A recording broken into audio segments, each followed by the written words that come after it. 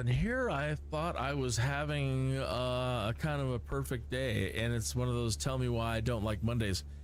Good morning, afternoon, or evening, wherever you might be in time and space. I have been broadcasting for an hour and a half and not broadcasting for an hour and a half. What I mean by that is normally I've been setting things up in OBS and then launching from there, but I wanted to set up a waiting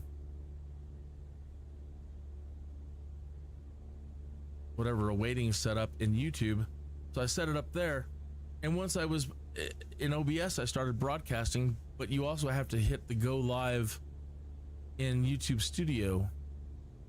So I've been streaming in OBS for an hour and a half, and it's been showing it as just an upcoming live stream in YouTube. And that's typical of a Monday.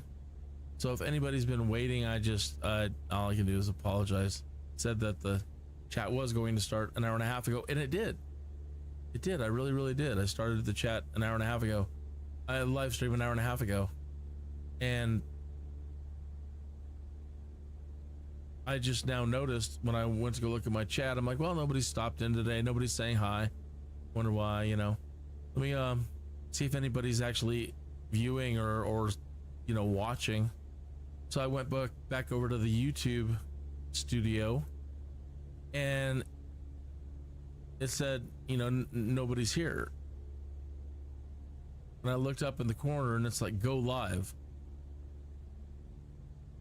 And so then I looked on my YouTube channel, and it says the live stream is upcoming. So yeah, it didn't start. We have now officially started. So yeah, I have been streaming for a while. That's Mondays, man. Every Monday I have a horrible problem, and I was so happy because I was telling you that I had got so many things finally working right over the weekend, and I was all happy. Oh, great. One is if you've been watching some of my streams, you know that I'm a chowderhead sometime, and I forget to switch windows. 134.85. Kenia's 21. Denver approach. Kenia's 215,500 feet.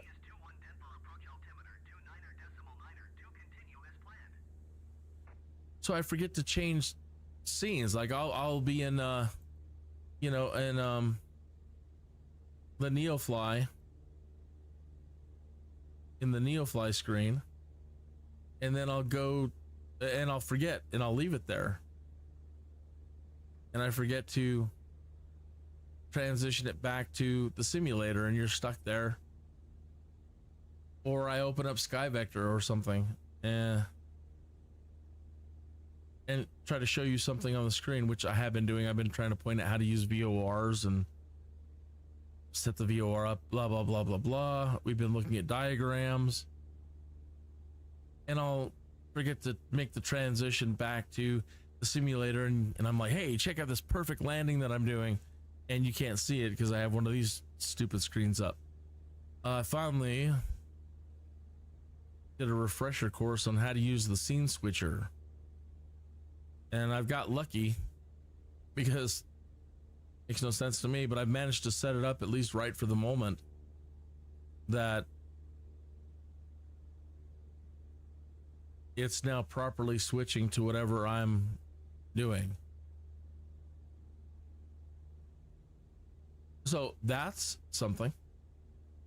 And I wanted to say thank you to everybody who's been liking and subscribing. I now have enough clout, I guess, whatever, viewers, whatever, time, that YouTube has bequeathed me with super chat and the ability for people to do super chat with me. And after launching an hour and a half late, it's really difficult to say, hey, would you please click that $sign super chat and donate, make a tip or a donation to me for screwing up? Yeah, not the best way to start out the day, asking for handouts, donations.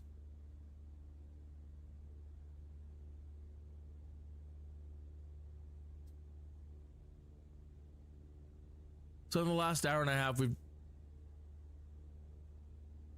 only really, I mean, you hadn't missed much. I've been mostly walking people through using how I use Sky Vector and how I use my nav radio. And in this case, what we were setting up over here with our VOR is how to intercept a radio. I don't want to fly directly at the VOR. I want to fly to the Loveland Airport, which you can see on our map up here. Okay.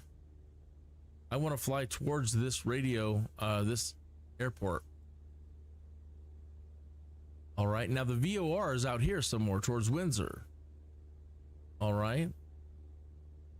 And there's basically from the VOR to here, it's a 249-degree angle. It's the 249-degree radial. And so I was explaining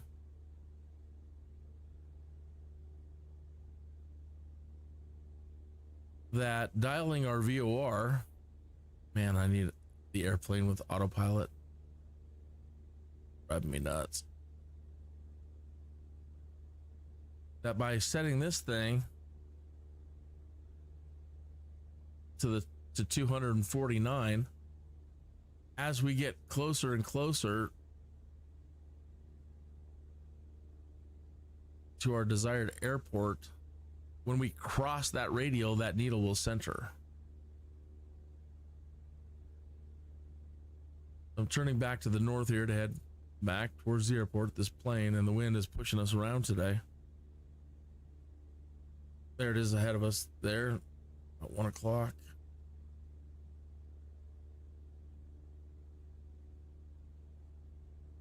Okay, so as I fly directly towards that airport now, and as I get closer and closer to that 249 radial from that VOR, that needle in that compass right there will start centering up.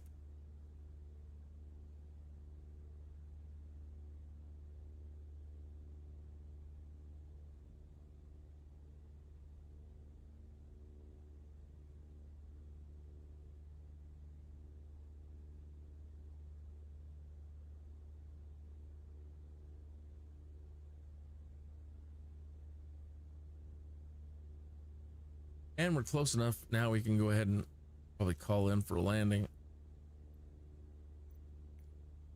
And I've been complaining about Steve. Steve has been messing up like mad. Steve has been he does not want to take off right. He's been really doing horrible takeoffs, and he's been refusing to land. Even when I go out to the main menu and I set the flight up from the main menu with departure and arrival, when he gets to the airport to land, he starts following the landing path in, and then he turns away. He's not landing. So I have to take over.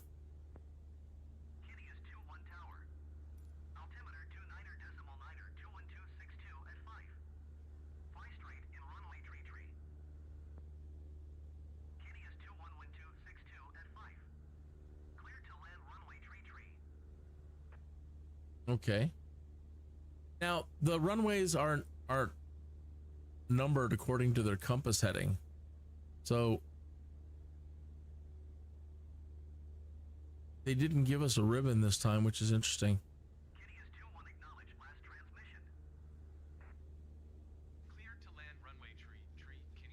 So if we look at our compass here and I turn to compass, I mean, it's just right there. We're facing north, but 33 is just to our left. So that's the runway we want right down there.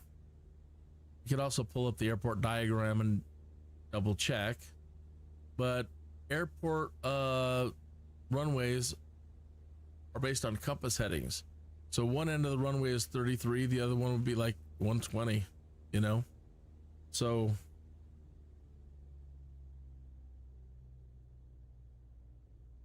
I'm gonna slow us down. drop our flaps. Hopefully that's been sticking too. There it goes. Get this out of the way so we can keep an eye on that. Okay.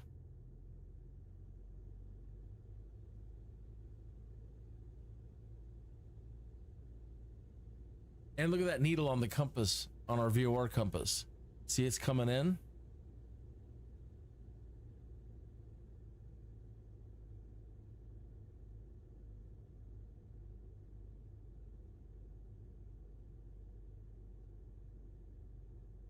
So we're getting very much closer to the 249 radial from the VOR.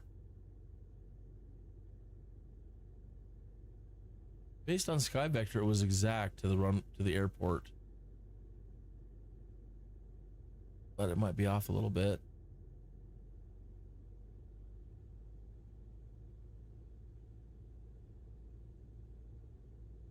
Pretty darn close though, coming in still.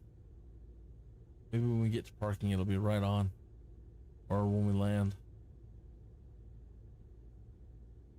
Ah, it just set it up. Oh no, we lost it. We got too low. That's what happened.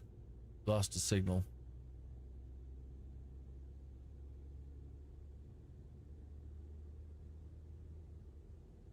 But it was moving in. You saw that happening there. So that is another way, you know, when you don't have any cool little maps to follow, how you can use a VOR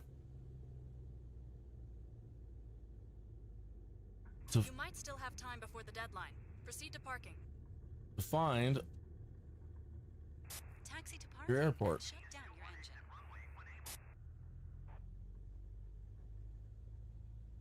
Kitty is 2-1 contact ground on 121.65. 121.65 for Kinia's 2-1.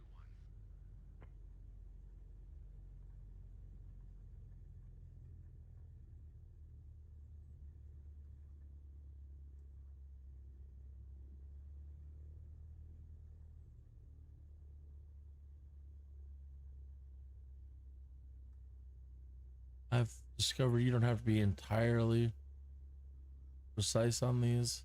You know, as long as you're in the ballpark.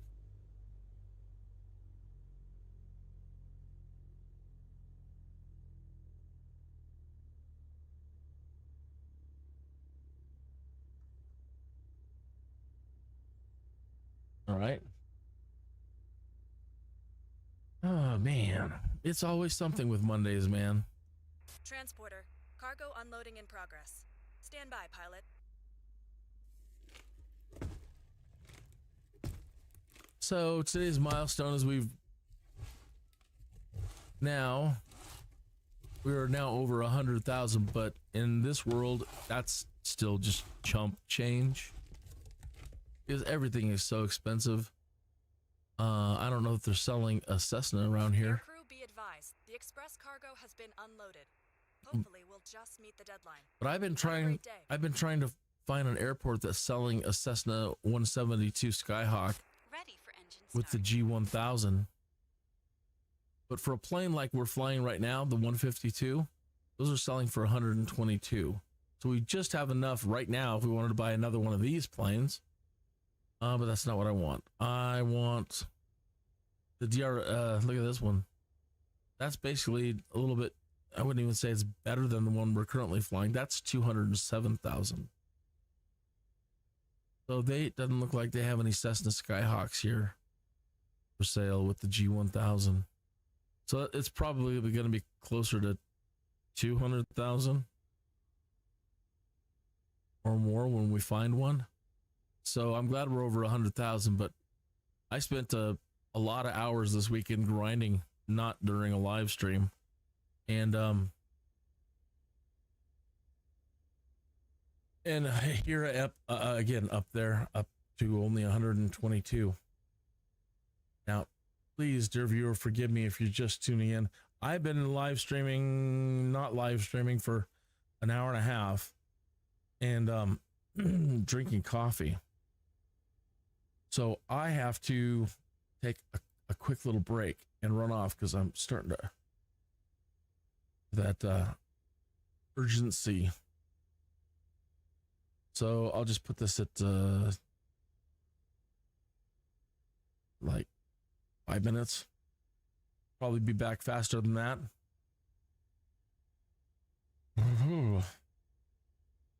So please stick around. And again, all I can do is just apologize. I'm sorry. Mondays, something has always got to go wrong. It's Murphy's Law.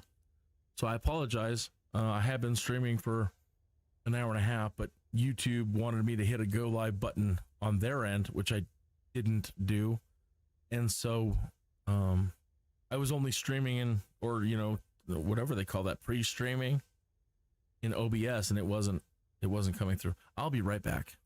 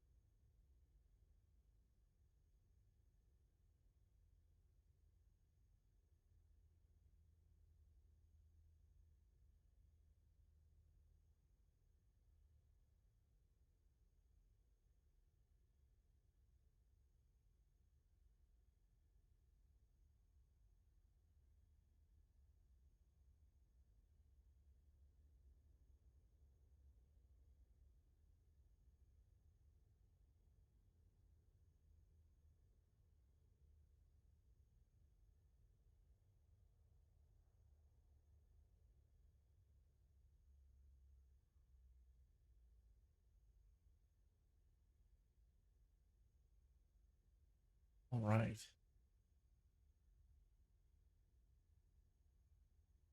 Ah, yeah, Mondays, man. Mondays, Murphy's Law. Something's got to go wrong.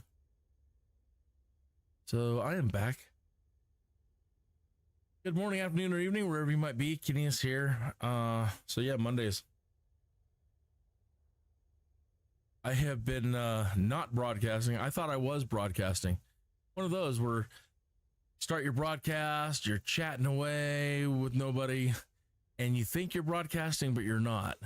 So today I was setting up in the YouTube studio, and when I hit start in OBS, it just threw me into like a pre-broadcast mode. And I was supposed to hit the go live button in YouTube studio. And I only discovered that like 15, 20 minutes ago. And so, yeah, the first hour and a half of the broadcast wasn't broadcast. That's lovely. But, you know, all I can do is apologize, and we continue on. All right, so let's, now we're here in Fort Collins. I did figure out how to get the auto scene switcher to work so that when I move between screens now and like move between Neofly, Skyvector, and the simulator, it is automatically doing it. I'm not changing it in OBS. I'm not messing with the different scenes or anything in OBS. I'm just clicking one or the other. So I'm back to the simulator, or I'm clicking on Skyvector to do something here, or I'm in Neofly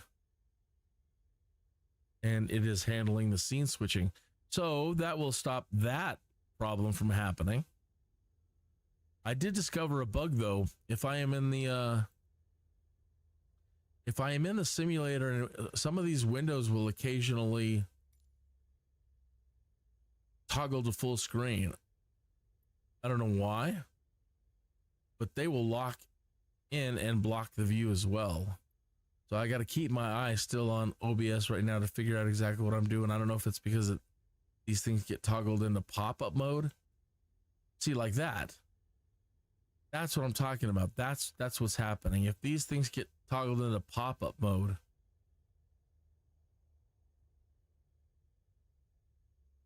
then they can do that and block the screen as well. So still have to be a little vigilant for that. All right, let's clean up my desktop again here before we get going.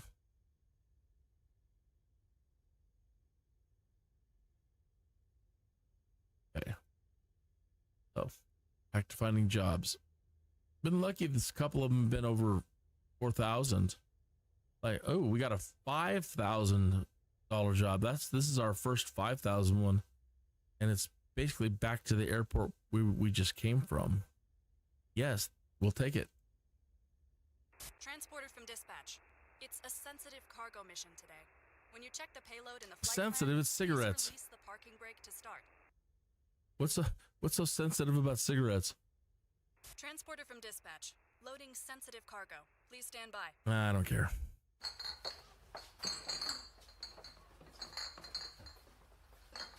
That doesn't sound like cigarettes to me, fellas.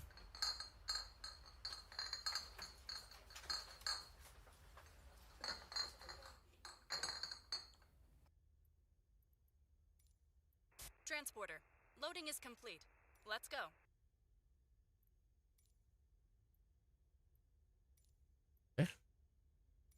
Ground Kineas 2-1 with Echo request taxi to the active south departure. Okay. Kitty is 2-1 taxi to and hold short of runway tree via taxiway Alpha Delta Alpha. Contact tower on 118 decimal for when ready. So, Taxiing hold short runway tree using taxiway Alpha Delta Alpha Kineas 2-1. okay. So, one way to find how to get to the airport, okay, is Skyvector. Remove this point. Okay. If we take off and fly right over the middle of the airport here, and then turn to a compass heading of 181 degrees and follow it for 33 miles. If we didn't deviate, that is one way to find our airport. Okay. Another is to tune the VOR that's closest to this airport. And this one doesn't have, or I'm not saying it, the pointer to show me where the VOR is at. Again, I've been missing it. The VOR for approximately this airport is going to be 1154. So let's dial that in. It's already set up from earlier, so I just swap it into active, and we get it here. Let's center it up. Not from 2. See if we don't get something similar.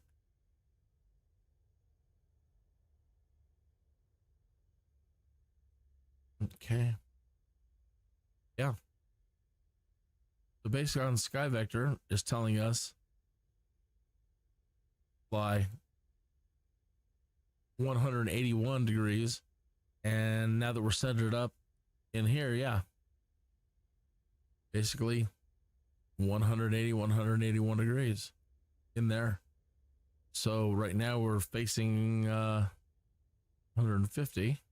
So when we get in the air, all that.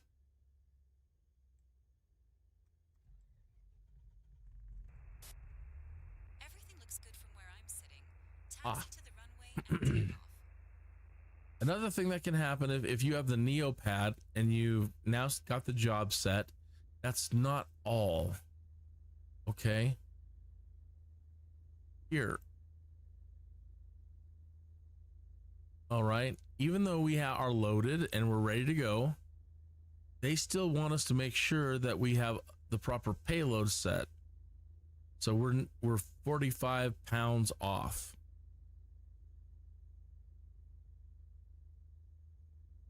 So come back up to your weight and balances and add more weight. You need to be right there, 512 pounds. We're at 515. So payload realism, you get more experience points. So make sure that your payload is also set.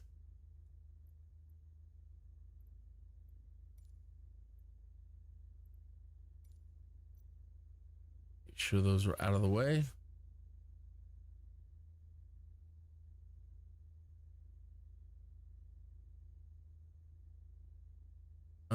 One moment.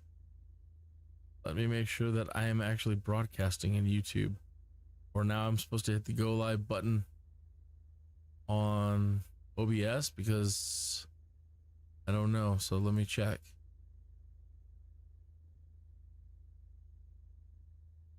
Okay, it does say that I am live on YouTube now.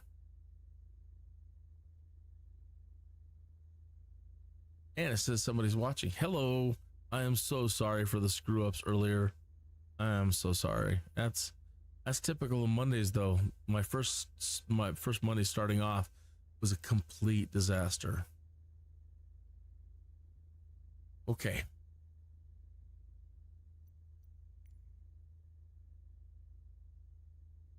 Horrible, horrible. I did put in the bug reports on Steve, the AI. He taxi's fine. His takeoffs have been horrible. He's not centering up at all, and he's refusing to land. So going out back to the main menu and setting up a flight all the way, from start to finish. He flies to the destination, and he flies the pattern in, and right before he turns in to come down to the runway and land, he's been chickening out and turning away and not landing. I have no idea what's up with the AI for that, and I don't know if it's just somehow or another. There's something to do with Neofly. I don't know, but I've never seen AI do that before. But I put in some reports on it anyway, just to be.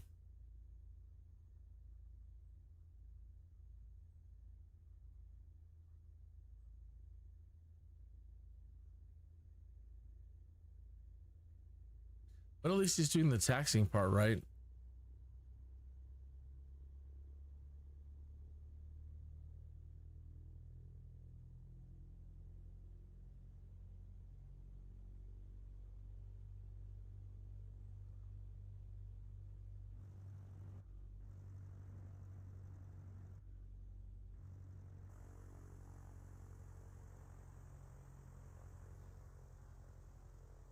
I've got to go to the forums and ask people why the drone camera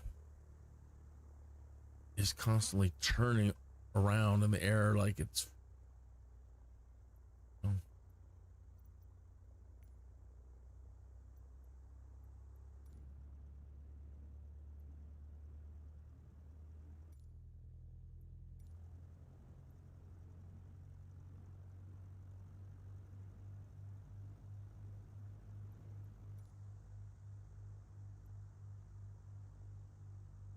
see, if you leave it, it doesn't follow. Maybe right here. Maybe that's the problem. Drone lock mode.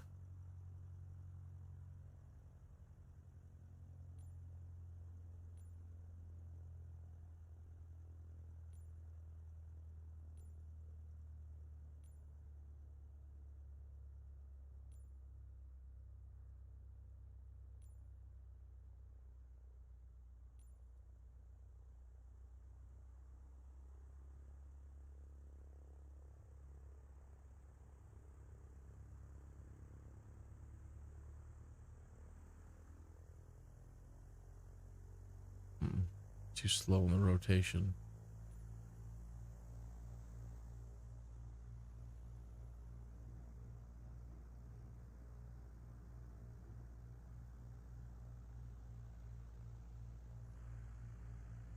What about enabled? Manual, disabled, auto.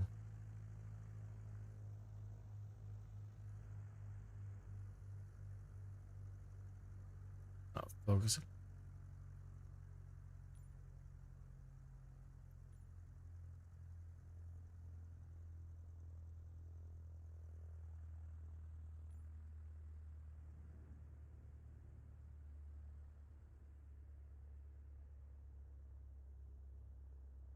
See if it's backwards.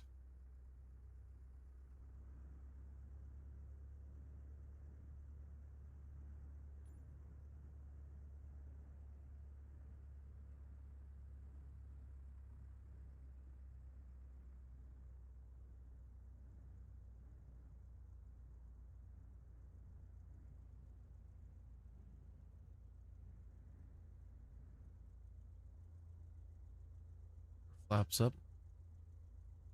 Can't in drone mode.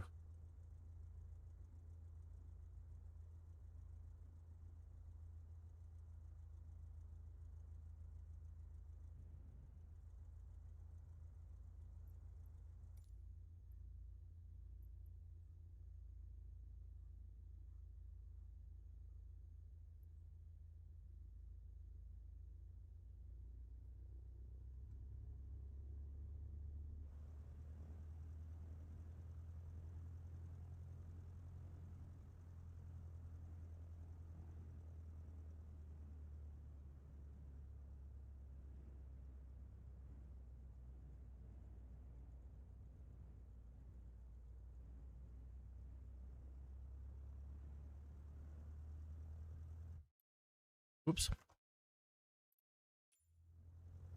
had to put my coffee down. My knuckle hit the hit button. Let's see if I'm imagining that nothing's fixed between last night and today. And let me show you. I'm gonna let Steve go ahead and I'm gonna let Steve continue to do the takeoff. And again, I don't think anything has changed. since last night. He's probably going to screw it up and fly off center, but let me show you what he's been doing.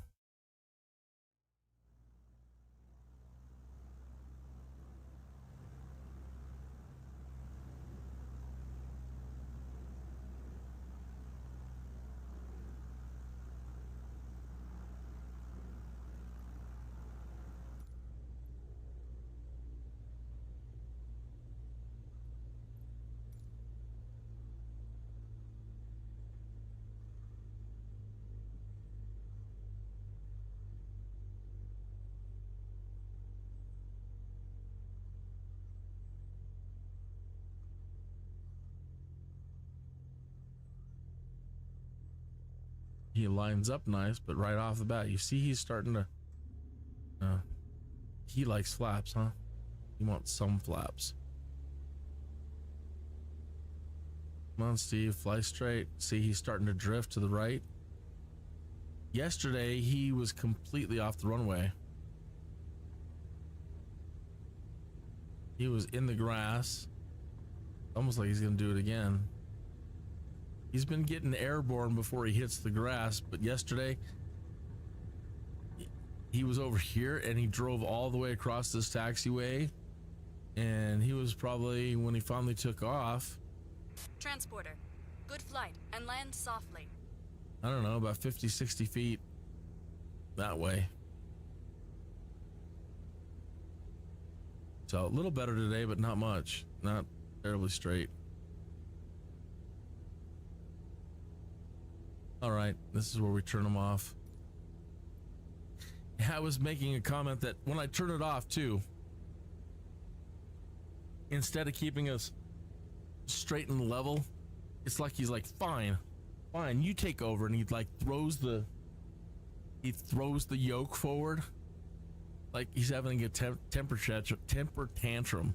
So watch what happens when I turn off the AI piloting. Imagine our little AI getting frustrated and just throwing the joystick forward.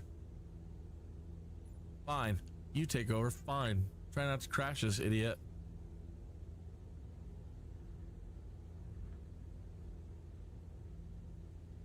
Okay, so getting back to our VOR and our course setting, we wanted to go 181.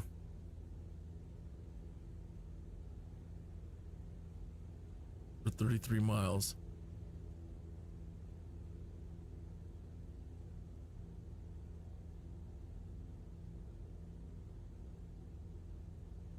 All right.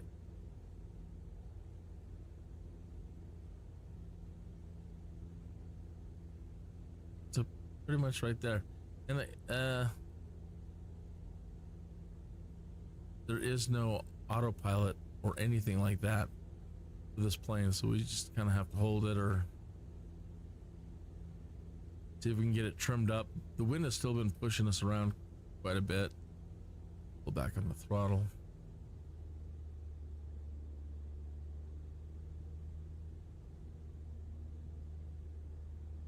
All right, don't want to put too much. We're gonna have to do a repair on the engine here. I've been putting it off, tune up anyway, not really a repair. I haven't crashed or anything. But even when we get the plane trimmed up, there's been these gusts of wind that have been, some of them have been significant enough to turn us all the way like to the east. So far, doing pretty good. Okay. Taking my hand off. Now I see we're getting pushed now a little bit to the west. A little bit of push in there. See it in the compass, just a slight but subtle drift going on the little rudder. Stop it.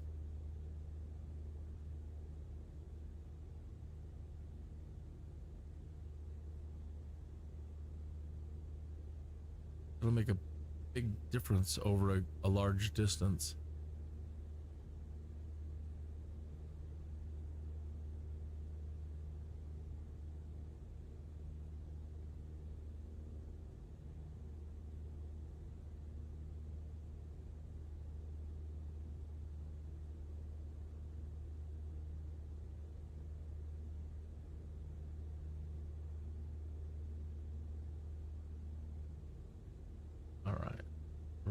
almost at 180 there. Let's see. Oh, there she goes again. One to the right.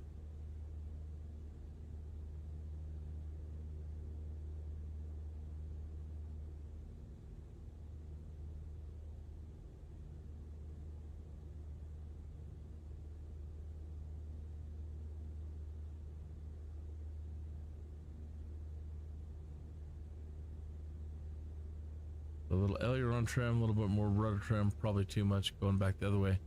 Overcompensating back the other way.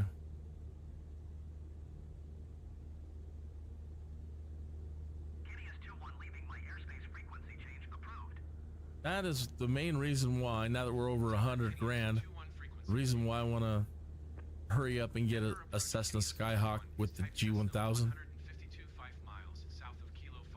Even if we didn't get one with the G1000, just a Cessna Skyhawk, it's got the autopilot. Kineas 2-1 Denver approach. Squawk tree 107. Squawk tree 107 Kineas 2-1. You know, and at least it can hold a heading. Kineas 2-1 radar contact 5 miles south of Kilo Foxtrot, November Lima 5,400 feet. Altimeter 29.902. Don't need to make any changes to the altimeter. Kineas 2-1.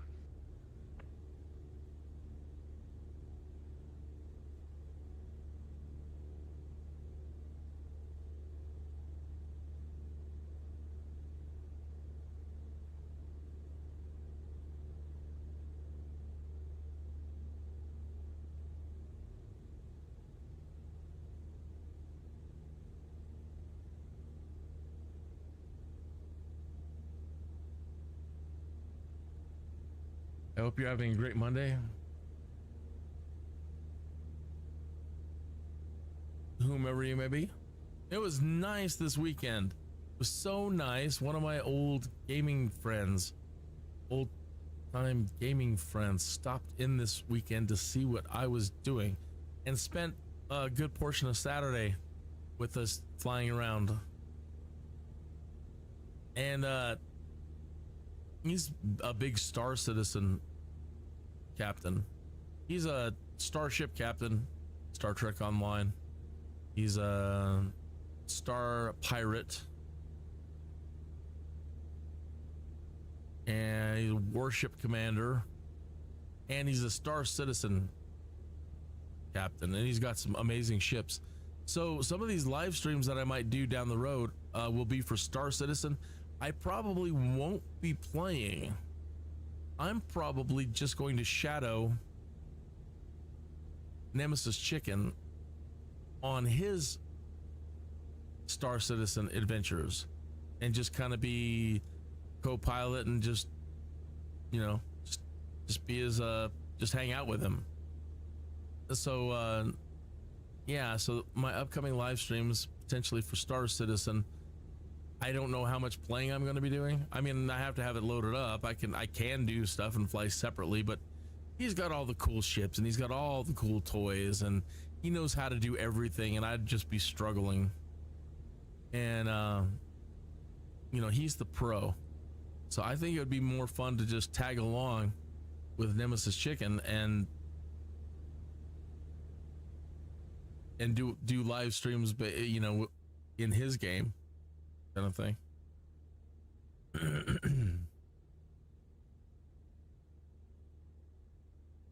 2-1 contact Denver approach on 125.12. Good day. Going to 125.12 Kineas 2-1.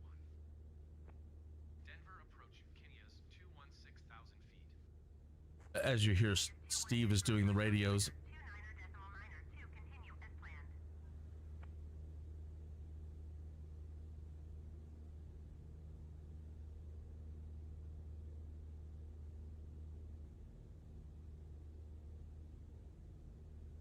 So just a touch off course, but not too bad. Let's see if we can get her straightened up again.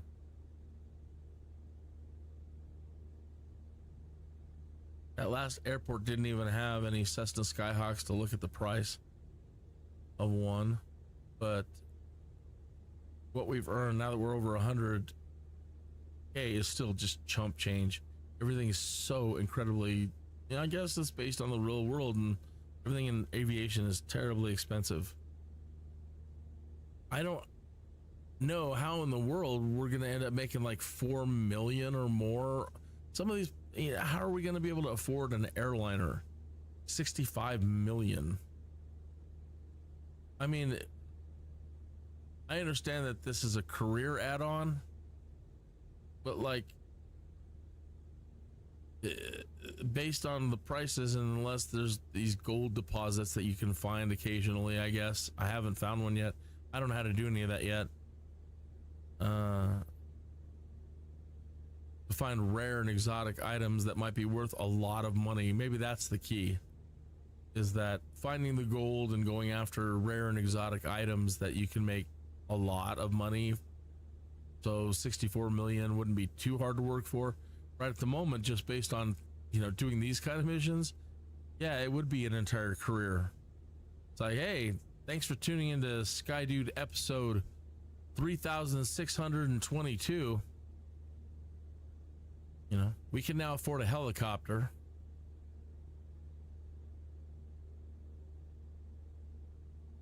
I also haven't looked into cheat codes. Might have to go into the Discord and beg the developers to, see if there's any cheat codes.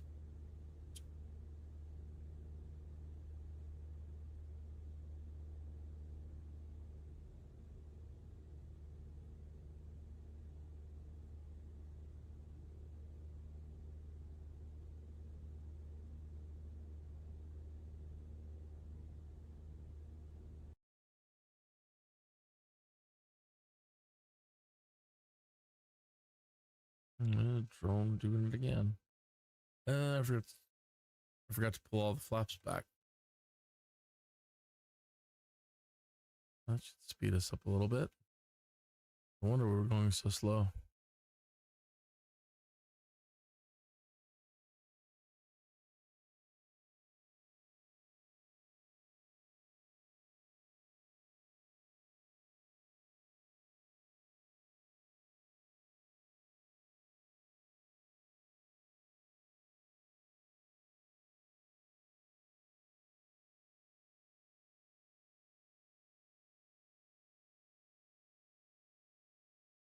Much more pleasant view for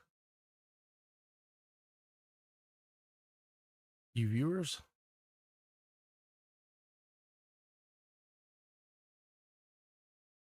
In that mode though, if we do get, like now you can see we're getting pushed a little bit, and you can't make any adjustments in drone view. You have to come over to another view like this, which is still an external, but here you can't really change your view.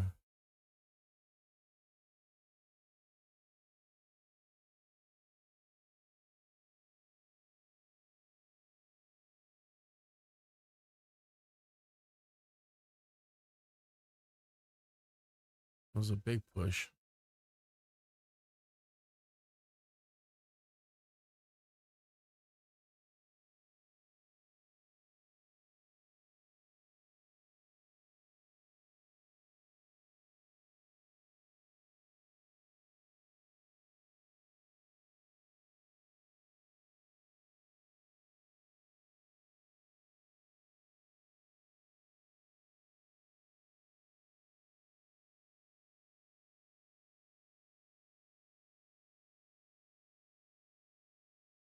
So yeah, if I'm gonna have to do a lot more of these bread and butter missions, I've got to get that Skyhawk.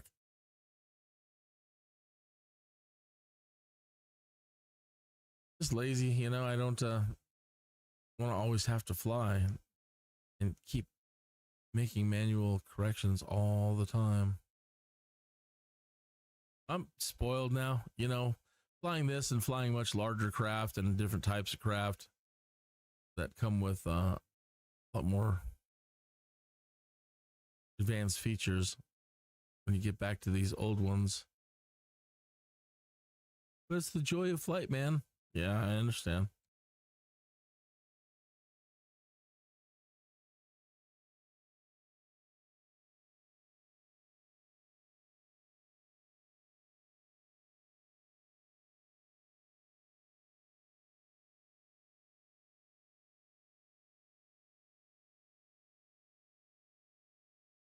There's a nice little park down there.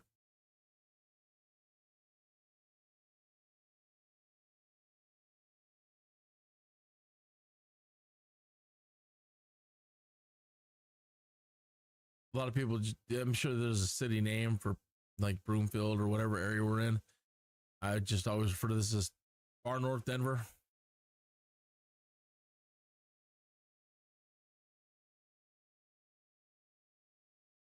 That's a big push. Longmont, that's where we're at. Longmont. Yeah, that was a big push. We're facing almost west now. Lord.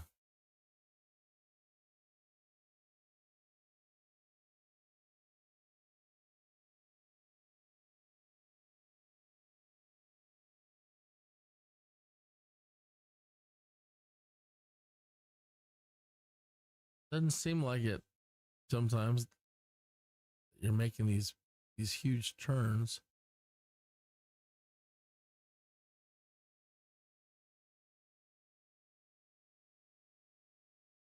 Probably do some calibrating on my joystick too. She's all over the place. Just these little tiny movements.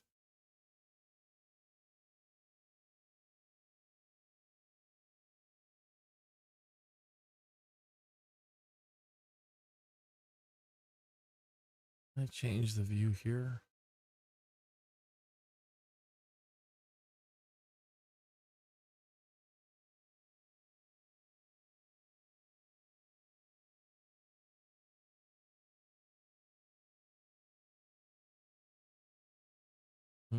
Zoom level.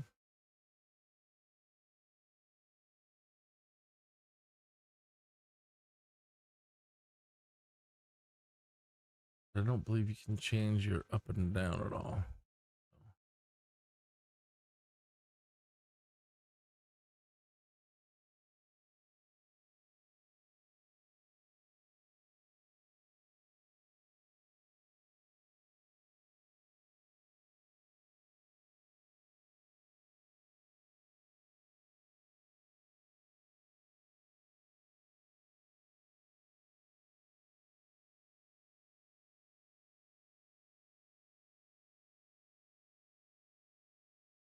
But like you will get a nice rainbow.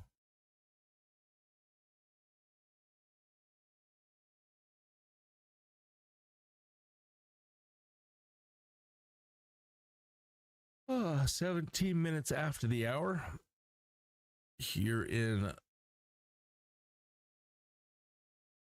North Denver, Colorado. Loveland, Colorado.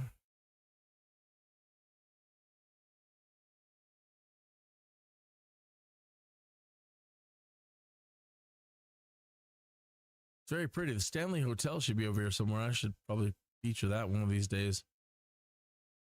I think it's just to the right of us somewhere.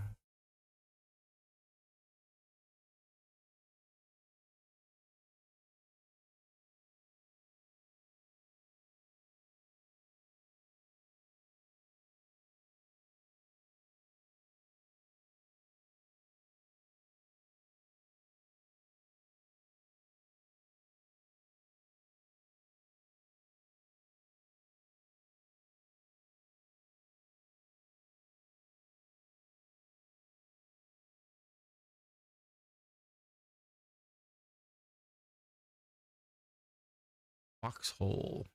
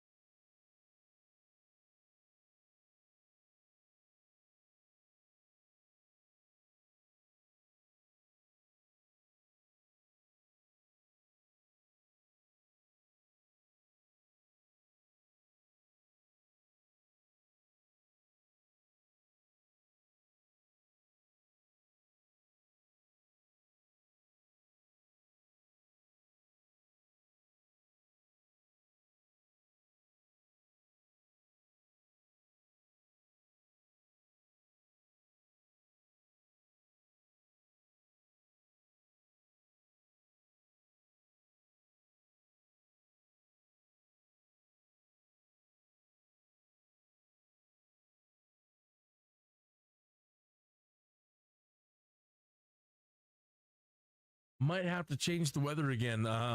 When flying in real world conditions with this type of plane, they have been denying us takeoff and landing. They want, they'll switch to, you can't request denied, instrument flight rules only. So if we run into anything like that, I'll have to switch to clear skies or something. Usually the clouds were up high enough earlier that we're still able to take off and land with no problem.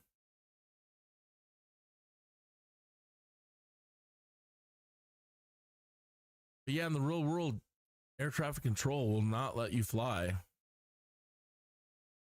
Sorry, man. Go back to your room for a while.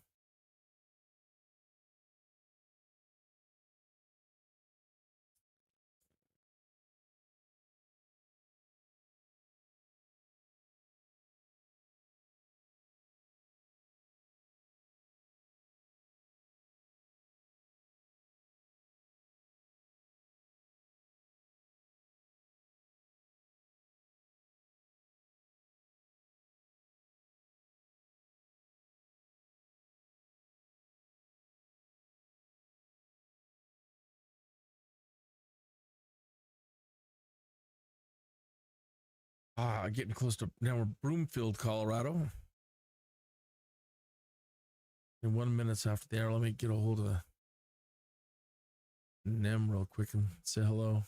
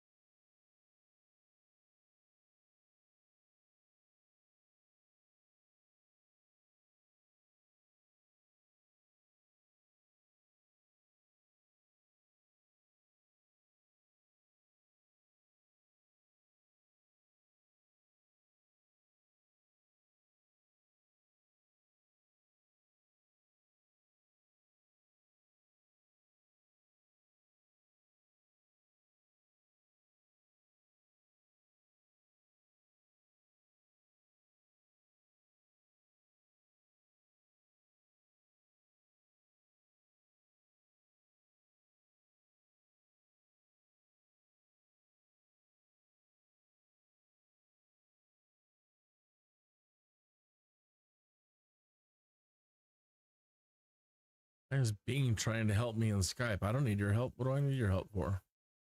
Hey, this is Bing. I'm here to help you. Ask me any questions for like finding recipes and what's in your fridge. I'm an AI preview, so I'm still learning. Sometimes I might say something weird. Don't get mad at me. That's just like me, AI. Sometimes I will say something weird. Don't get mad at me. I'm just trying to get better. Want to start over, type new topic. You want to give me feedback, just report a concern. How can I help you today? No, I don't really need it. There's our airport right there. Let's switch back to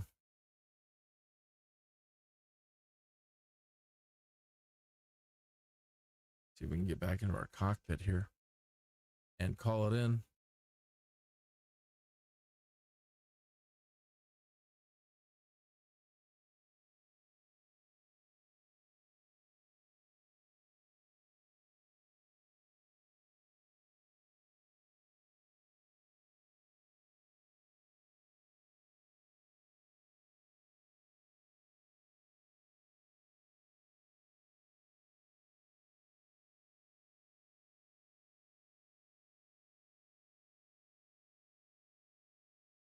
Oops, I had that down too far. You couldn't hear it. Okay, so they want us to land over there. Now, you don't have to go to the starting box if you're learning how to fly the traffic pattern, landing pattern. In real world, as you come in, there's a couple of ways you can approach it, and one of them is crossing the airport at its center point, or approximately there, and joining the landing pattern, getting into the pattern on the other side. Just depends on which direction you're coming from, how you want to enter it. So you don't have to, again, start there. You're coming from over there, you might want to just skip all of that again and fly straight in.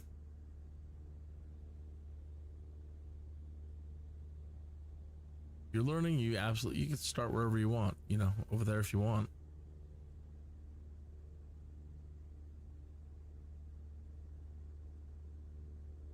Usually on this last stretch as you head down towards the runway, like in there that we're looking straight ahead of us, in there you as a rule, just as a guideline, that's normally where you put your first 10 degrees of flaps when you're trying to slow down, making your downwind there, or upwind. And when you turn, that's usually when you add your next bit of flaps, like 20 degrees worth of flaps. And when you make that final turn towards the runway, full flaps. I don't think this one has a 20. I think this is just kind of like either 10 degrees or full.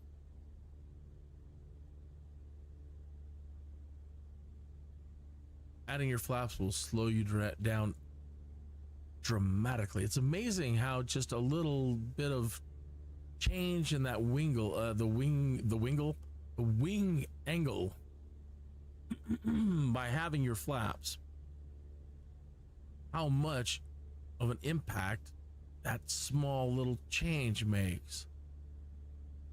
Let's go ahead and do that now. Let me grab my flaps here and lower it down to the midpoint and watch our see the nose going up.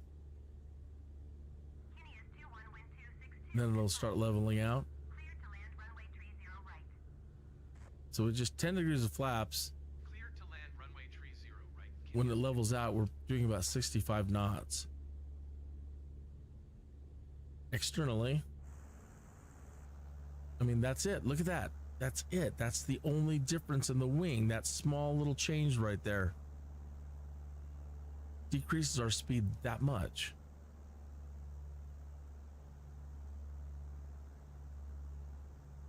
Now that's science.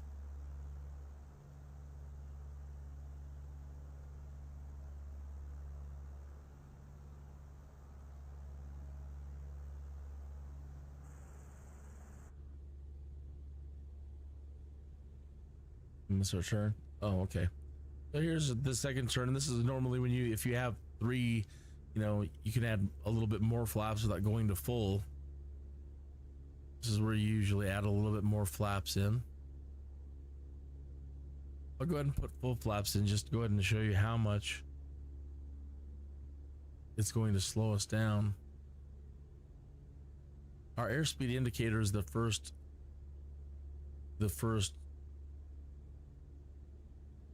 gauge right here, airspeed. Okay, so keep your eye on that. All right, so here comes, so like I said, the straight and level at this flight, at this throttle, 65-70 knots. Let me go about half throttle or less and put in our full flaps now. Watch the nose go way up. Let's look at it from outside. Okay, now we're gonna start falling. Don't freak out. It'll balance itself. So now the nose is coming back up.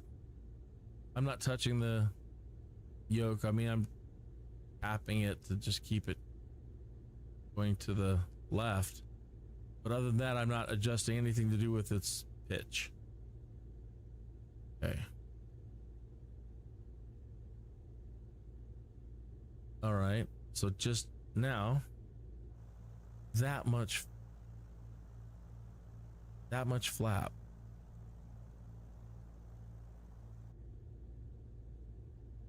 Has us at 50 knots.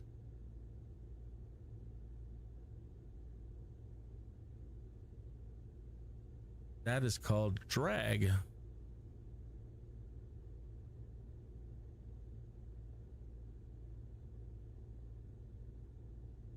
There's a channel that I follow called AOPA. They're an aviation organization, major aviation organization in the United States. AOPA. AOPA. Okay. And I was watching a segment on, you know, general aviation pilots, you know, people that fly these kind of planes, just normal people, not necessarily pros. You might have their licenses, but you know, not professional pilots. Otherwise, even if they are, they said not enough people are spending enough time in slow mode, you know, learning how to fly full flaps, learning how to fly slow. He says, interestingly, yeah, not enough people practice slow flying.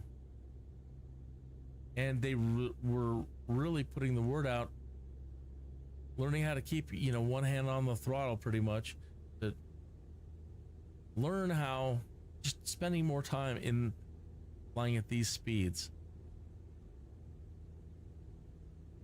Being able to control your plane at these speeds. And, you know, not always following just what the textbook is saying. Learn, you know, learn how to fly your plane. You greased that landing. Yes, thank you. Ace. I just got lucky there, Alana. It was just luck. Taxi to parking and shut down your engine. Kineas 2-1, turn next taxiway. Ah, they thought I was gonna turn there. 121.7 Kineas 21.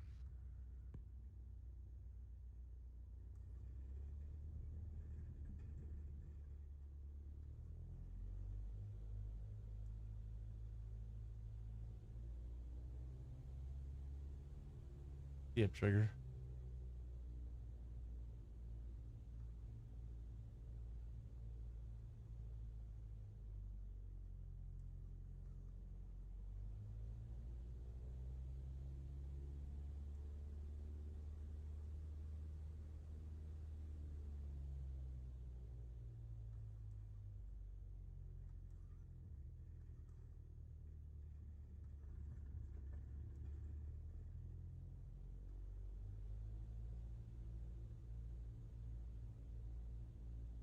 It can be tricky getting used to maneuvering around on the ground and you having to use propeller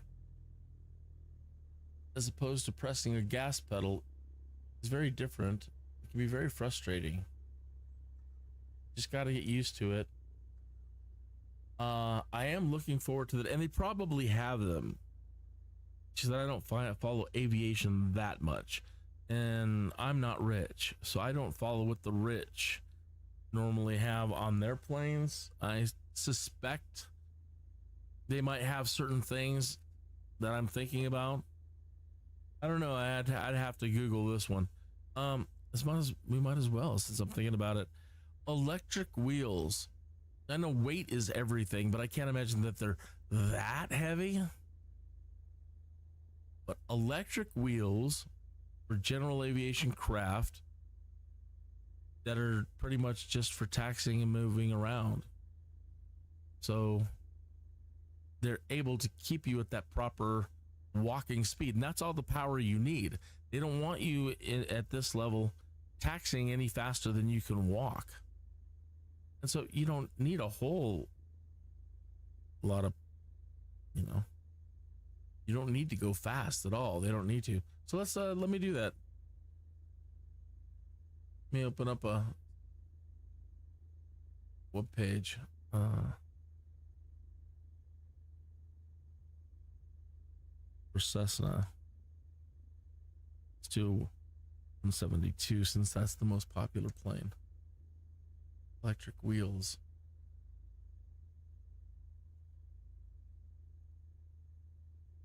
Aviation parts, Cessna control wheels.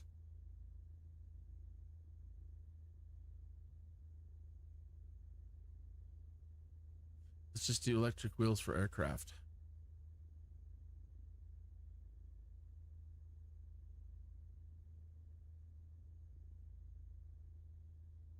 See wheels.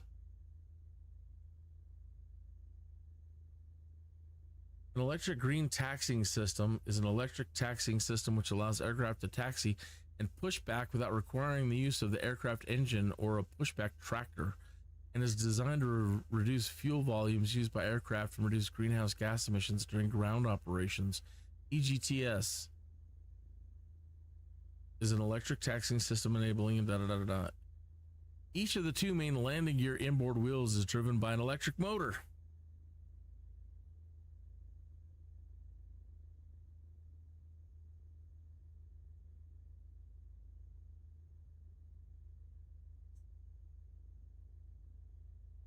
Well, there's my new wish list over on the forums. I wonder if anybody's even put in something like that. EGTS for Microsoft Flight Simulator.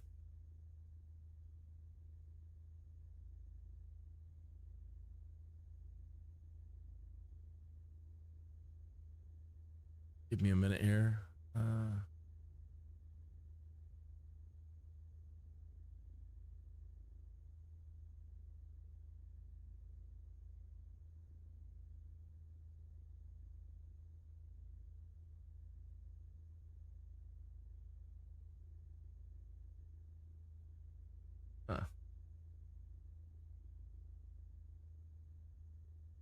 I see. I can only have it on one window like that. Trying to keep it so you can see it.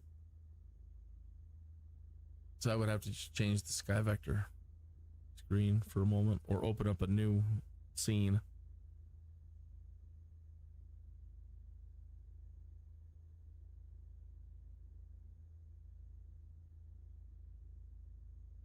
EGTS taxi system. System depth, system wear and tear. Real Airbus pilots. EGTU.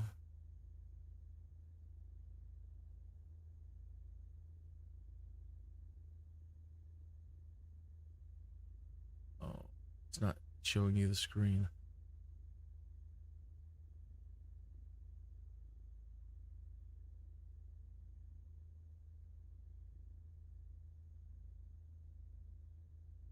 Now it's switching back. Well, that's something I'm going to have to work on later, is making a request for that kind of system. I'd like to play with that.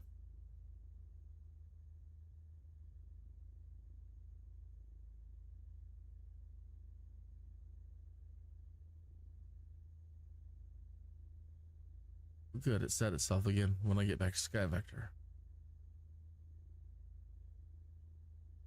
You're just tuning in, glory hallelujah, I figured out how to use the scene switcher properly in OBS so that no matter what I'm clicking at, you know, I won't leave you locked into a screen like that or this.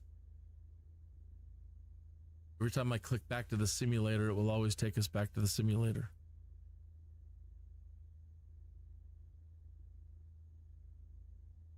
So let's get paid. Let me shut the engine off.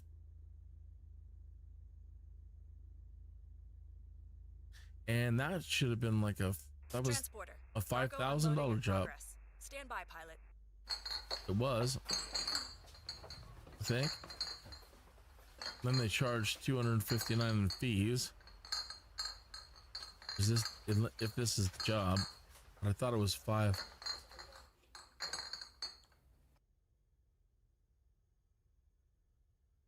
Here. Transporter from dispatch. Everything seems okay. The customer looks happy. Mission ended. We got closer to like 7,000 on that one with all of our bonuses, I guess. Let's go. Let's look for a Cessna Skyhawk here. I looked last night and they had none. I'll have to go check out a different airport.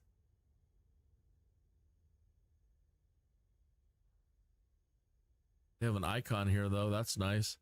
But I'm not going to really be doing any sport flying. I mean, it's nice. It's cheap enough that we could think about getting one. But it doesn't have any of the autopilot features whatsoever. I don't think you can get an upgraded one, but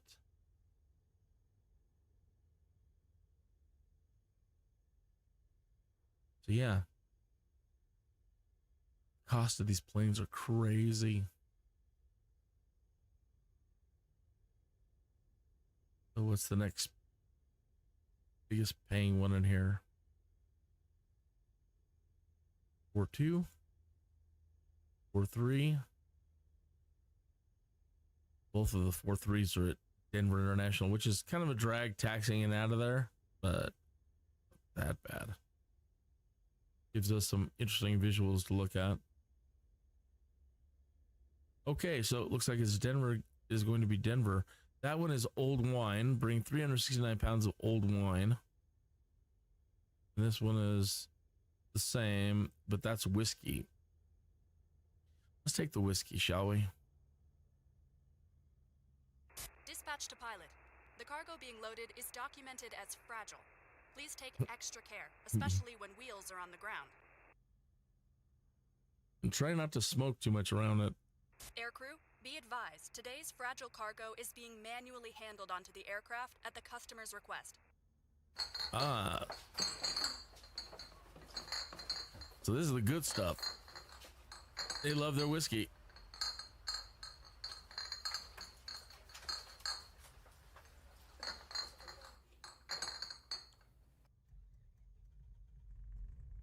Transporter, cargo is loaded. You can start your mission. Okay, again, I'm going to be repeating this a lot. From where I'm sitting, taxi to the runway and take off. Before we take off, one, we got to make sure we have enough fuel. We're getting mighty low, but they also want us to have 539 pounds. We're 24 pounds deficient. And with the fuel sink, you can't purchase fuel from in here. We need to go get fuel from the hangar.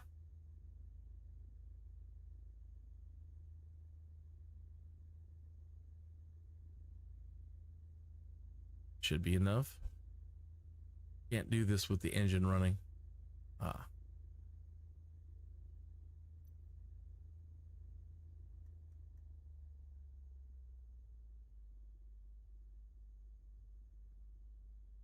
No, I want to remove it.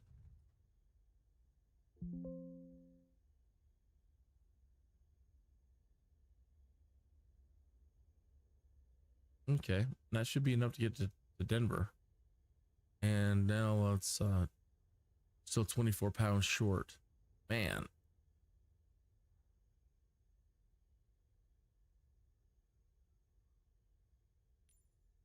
All right. And with all that weight, we only get a +1. They're heavy. Let's see about putting a little bit more fuel in. Might as well max it all out.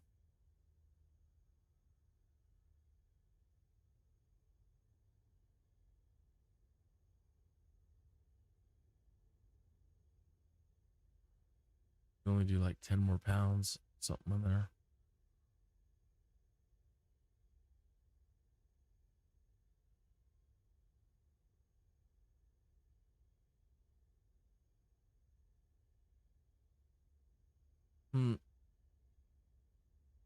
It's taking the fuel weight, but change that.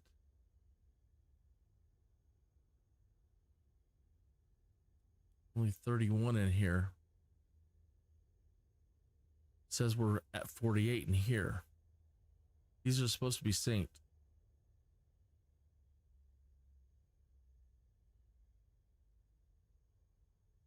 Huh. I guess I hadn't really paid attention to that too much before. If this airport doesn't deliver fuel, price will be 3 times more expensive. And the way you check that is you go to the market and you look at what the airport is selling. And in this case, they do sell fuel. So I'll have to keep in mind to always think about that before refueling at a certain place to save on our money. Here's our whiskey loaded up. And all the things that they're currently buying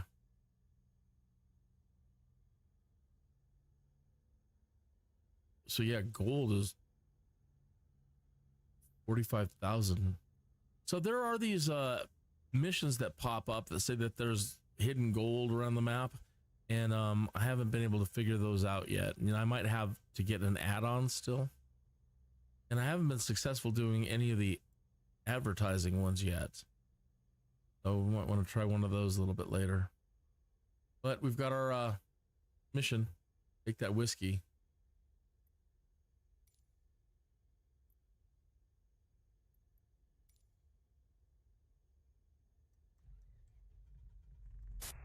You're good to go.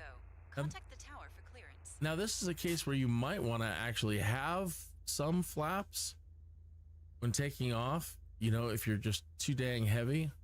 But I'll see what we get with flaps all the way up. See if we're able to take off.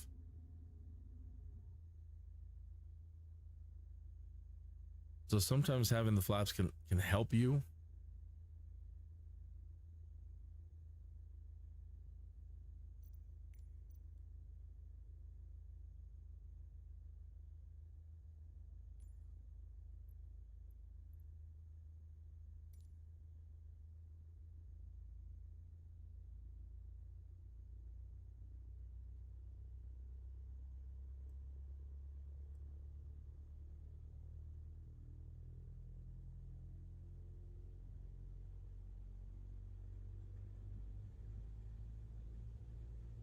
All right, the Denver VOR.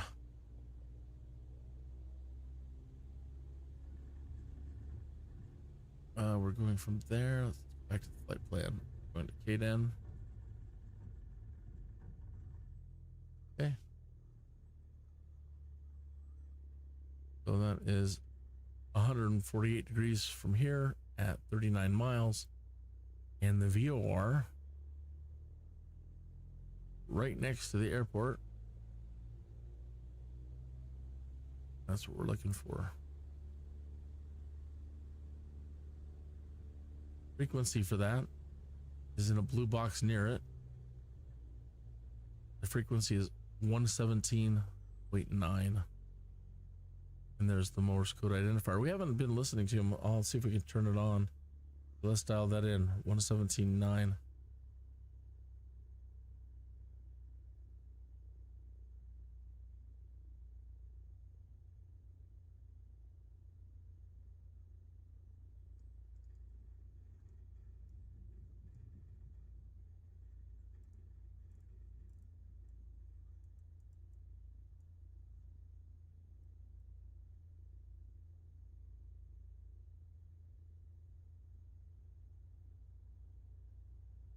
TME beacon receiver audio. Send receive audio. Ground Kinneas 2-1 request taxi to parking. Kinneas 2-1 taxi to general aviation parking using taxiway Echo Golf. Taxiing to general aviation parking using taxiway Echo Golf, Kinneas 2-1.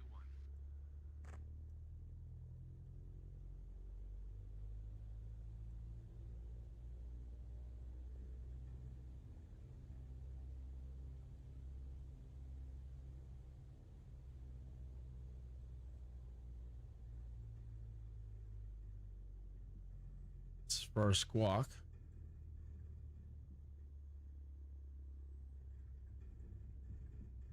It does have an ADF.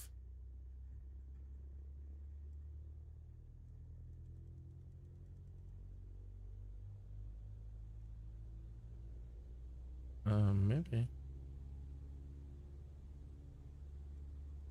I don't see it as, it says it's off. How do you turn that on?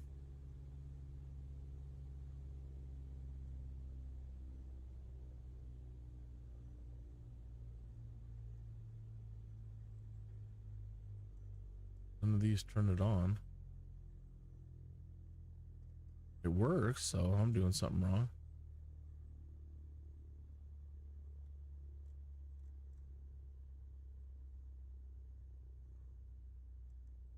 Maybe, I don't know.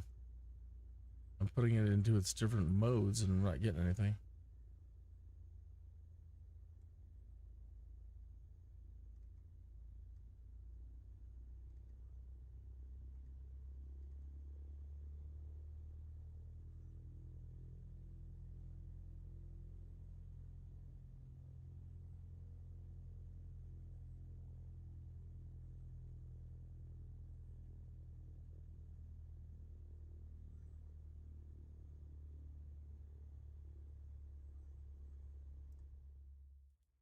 happened there?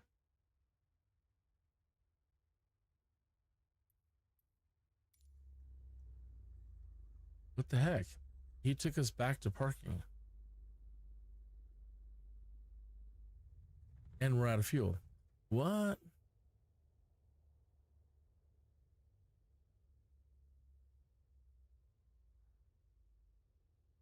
What? Still having the mission, don't we? Yeah.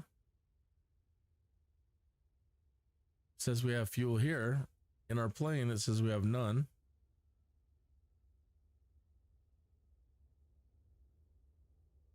Or we're off and it's just not showing. Did I toggle this somehow? I guess that's off, but why did he bring us back?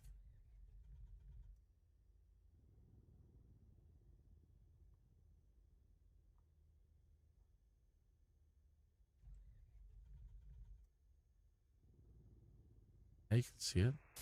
That's closed. Everything looks good from where I'm sitting. Taxi to the runway and take off. That's quite unusual. Taxi to the runway and take off. All right, well, let's take Steve out of the equation.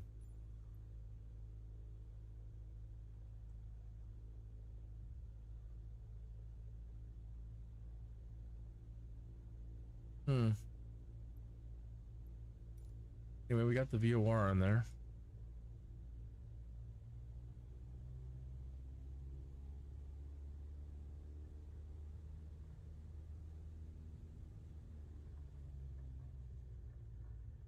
Breaking the law, breaking the law.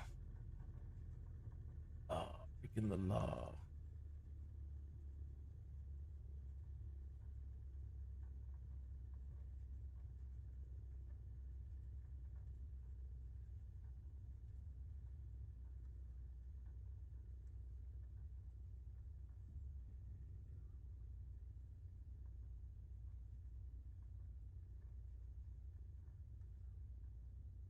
I think they want us down there. Let's just take off. Probably a bad idea with this weight, but should see.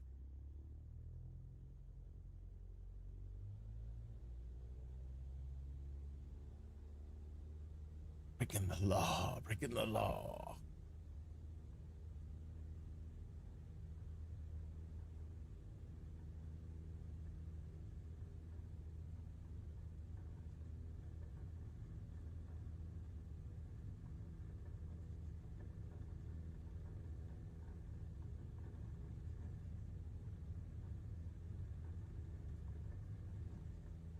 Oh, we did that. Nice takeoff, pilot. Have a safe, steady flight.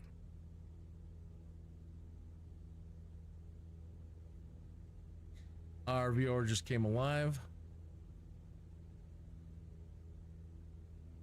According to SkyVector, again, it was course 148.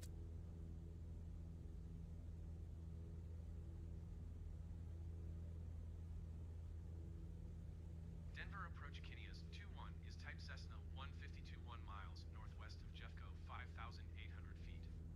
Request flight following. Kineas 21 Denver approach. Squawk 7132. There's 150.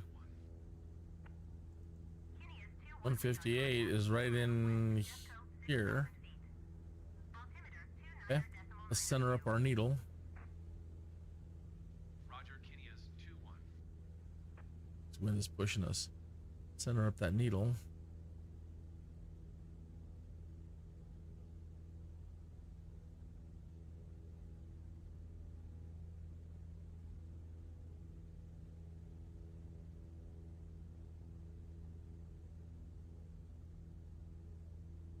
And that says the VOR is 92.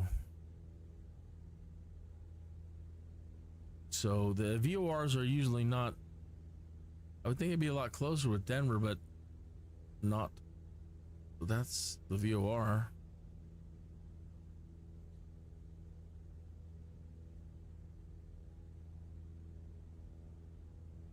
over here in that direction. Let me double check the frequency just in case. 1179. 1179.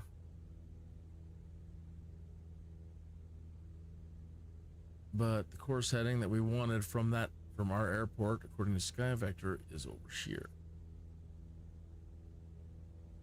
158. It's a big difference.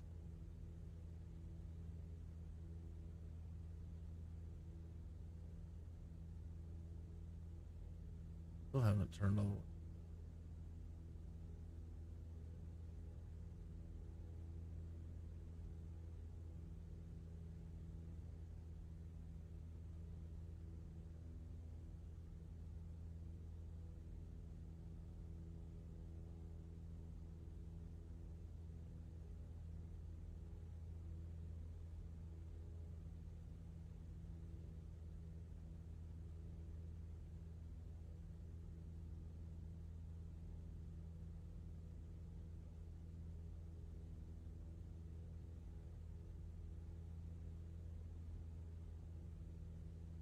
Okay. So,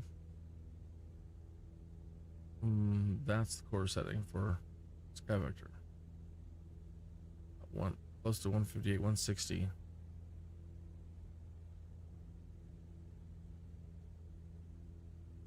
To get the nose down a little bit.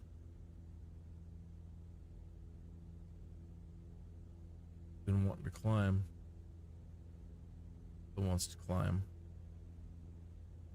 Go back on the throttle just a touch. I don't want to redline it when we are, but I still don't want to give up too much speed.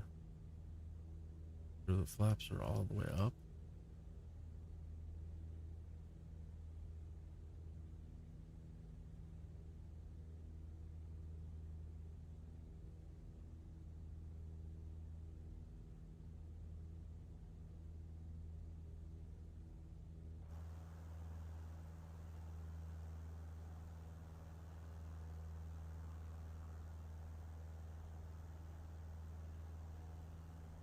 That.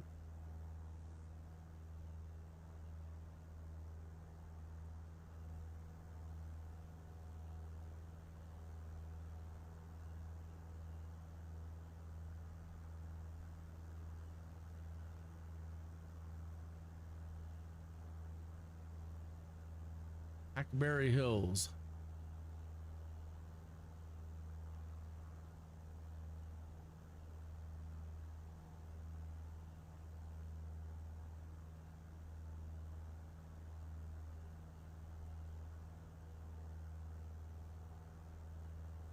Pardon me a minute. I'm gonna do something, and I hope I don't screw things up too much. I have a propensity to though. I want to I want to see how hard of a hit it takes on the machine if I were to do something like putting it in super virtual resolution mode. Let me make sure anything in the background can be closed.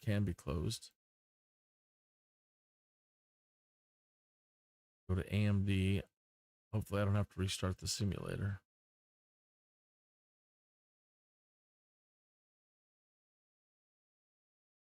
And turn on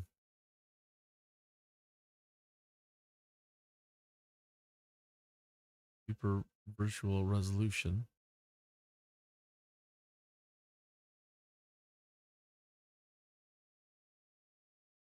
It's enabled. So it can't be that big of a hit because it's been enabled this whole time.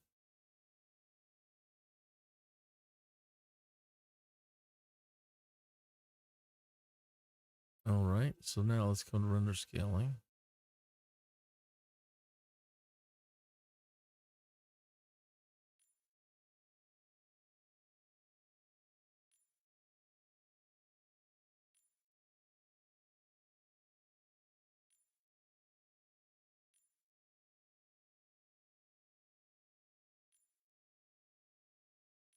Okay, huge. We're just taking it up all the way.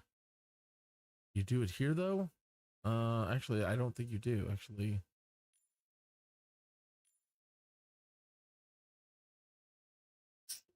give me a moment. Try both ways.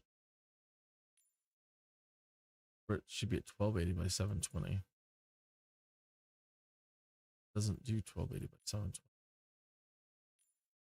100% it says 1366. All right, let's change it here.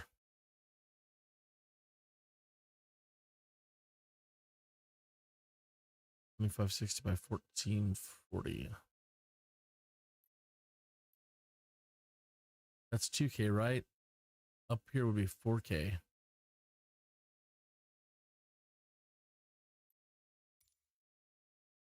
We'll just take it all the way up for the moment.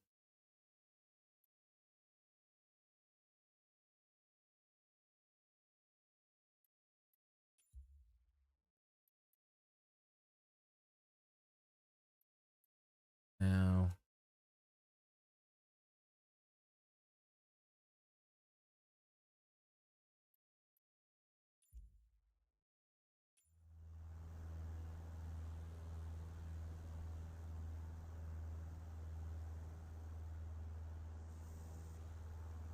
it's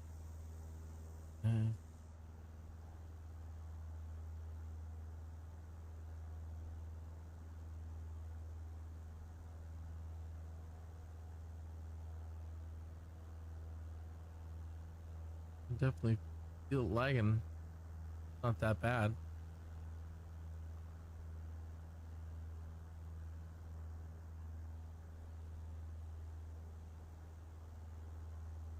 With this graphic card too, it's not, this is an RX7 or RX80 or something. It's not one of those graphics cards that is gonna really wow anybody, but that's what the virtual super resolution is supposed to do.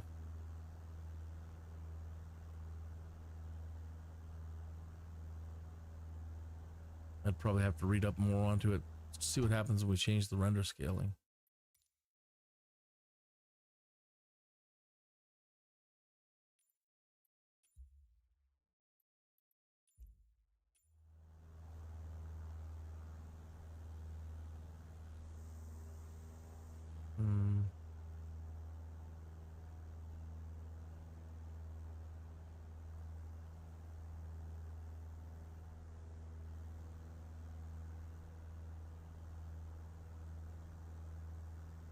I suppose, because at least the Bronco Stadium, I can kind of make it out better from here. Normally it just kind of looks like a blob. So I guess, you know, it is doing what it's supposed to be doing. And I suppose if we were to really zoom down, but and there's probably other things I could do in the AMD software.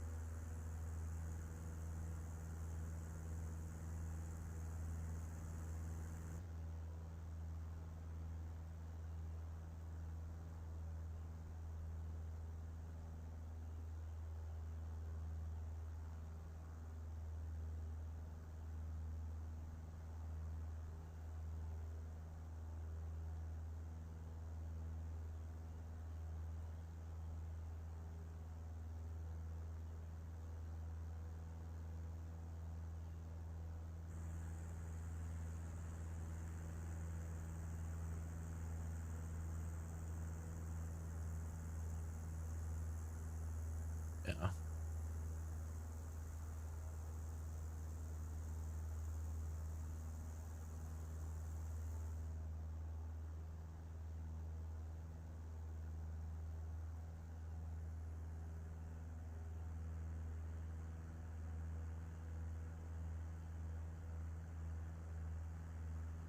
Kineas 2-1, contact Denver approach on Elitch Gardens down there, the theme park. 8.45, Kinneas 21. Denver approach, Kinneas Here, Coors Field. 216,900 feet. Comedy Works is right down in here. Approach altimeter 29.9er to continue as planned. Love going to Comedy Works. Haven't been in a while. Actually, probably since COVID. That's it for that's Denver. That's downtown Denver. All the big buildings we have here, as tall as they get. Kinneas 21 contact Denver approach on 132.75. Somebody was saying that I think it was Nem. The highest, tallest building here is only 75, Kinneas 21. 56 stories. Denver approach, Kinneas 216,800 feet. And they have 108 stories out in Chicago. 29.9er to continue as planned. Yeah, really off course. Turned almost all the way around. Denver approach on 125.12. Good day. Going to 125.12, Kinneas 21. Denver approach, Kinneas 216,800 feet. Kinneas 21 Denver approach altimeter 29.9er to continue as planned. Kinneas 21 contact Denver approach on 132.75. Good day. 132.75 for Kinneas 21. Denver approach, Kinneas 216,600 feet. Kinneas 21 Denver approach altimeter 29.9er to continue as planned. Kinneas 21 contact Denver approach on 128.45. Good day. 128.45, Kinneas 21.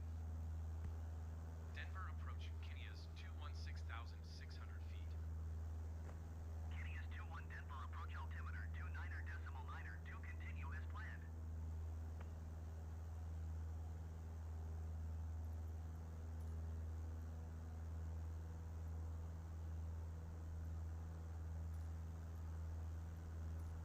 Denver Tower, Kinneas 21 is 17 miles southwest, 6,700 feet with India to land. Kinneas 21 Denver Tower. Altimeter 29.9er to wind 262 at 5. Fly left downwind runway 25. Fly left downwind runway 25, Kinneas 21.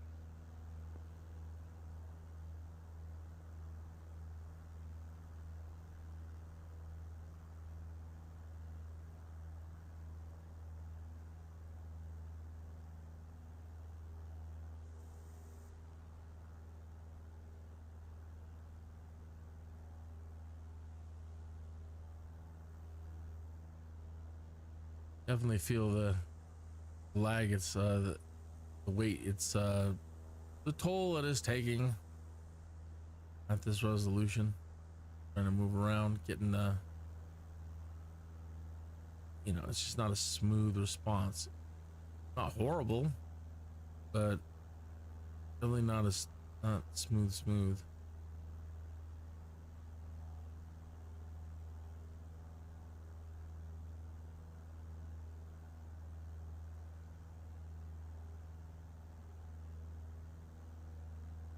Let me check my oh, that's not what I want to do. Wanted to check my YouTube stream and see what it says. Make sure it's not freaking out in any way. No, it says excellent condition.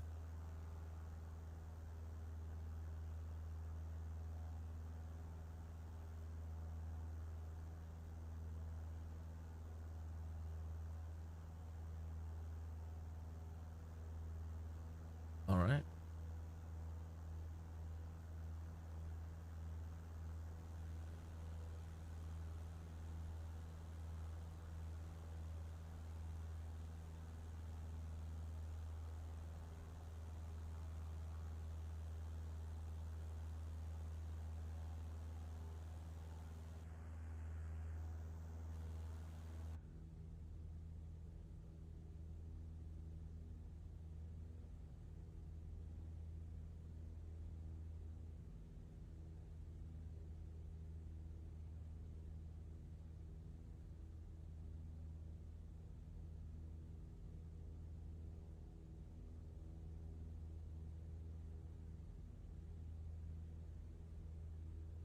But tell me why I don't like Mondays.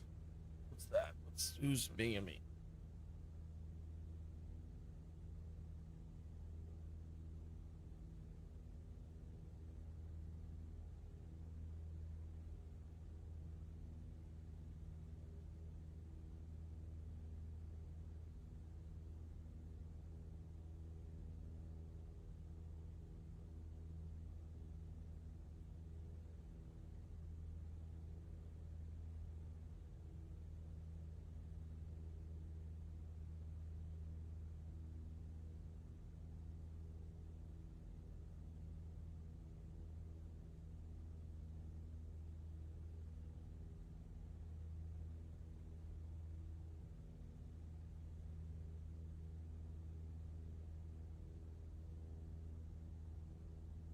So when we buy our Cessna Skyhawk, I wonder if we can sell this then.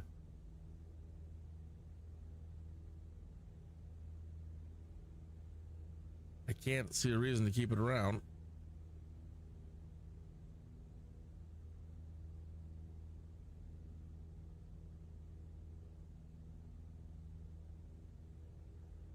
You can take out loans. You can get at rookie level like I am. I think the highest I can get is 50 grand. Yesterday on the live stream, we did go up to second rank or whatever it is.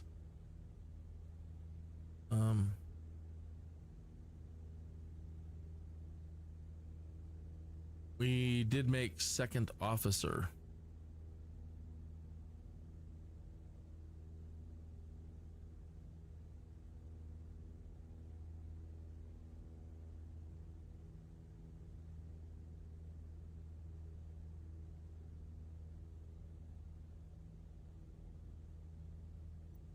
Should not be a war again. Where's it at? It's at 60. It is straight ahead that way. The closer we get, the more it moves. It's already moved a couple of degrees.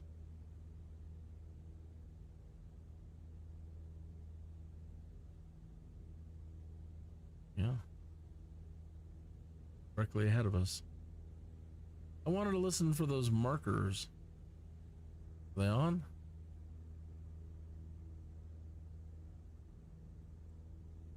Nav receivers. And I haven't heard anything. I had probably better check sound options over here. That could be a problem, but probably not.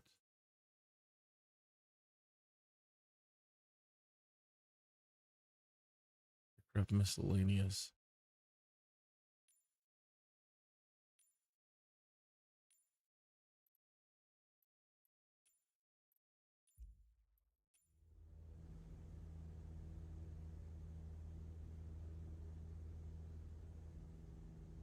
And I haven't heard any beeping.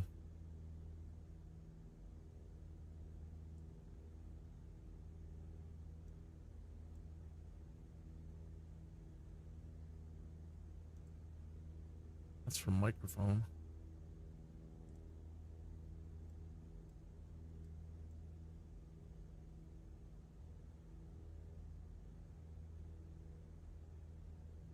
We definitely, have come into the boundary area for all those markers.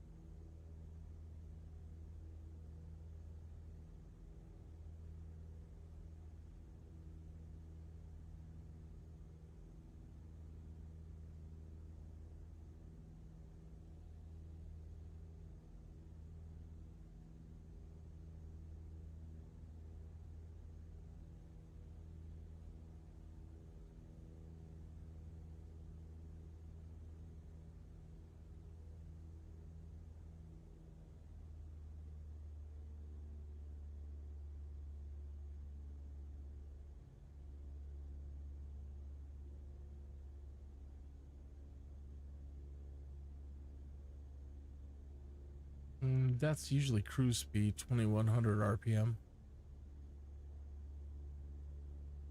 No flaps yet.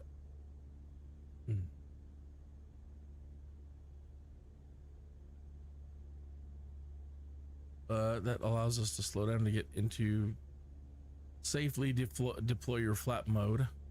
So on the airspeed indicator, this white bar here that travels down and ends right around in here, you have to be in that zone before you deploy your flaps. Actually, you see it here. We need to be slower.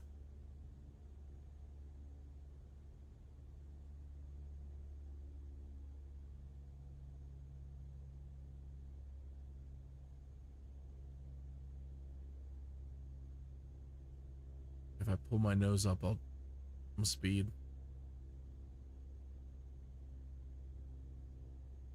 There. Now we're safely in the zone, okay? So if you deploy your flaps beyond that point, that bar, you have a chance to shear one off. It'll just rip right off.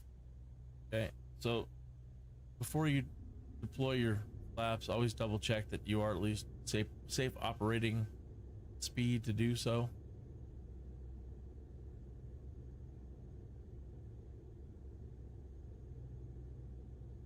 With all your realism set on, you can absolutely shear off a flap in the simulator.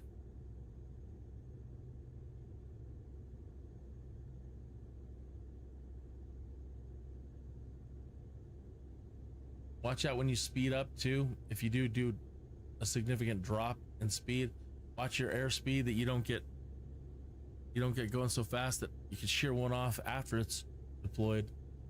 Right now, let's see, if I plunge the nose down, I'm going at a safe distance. So let me pull back on the throttle, pull the nose up again, slow down, and go ahead and just deploy my flaps all the way.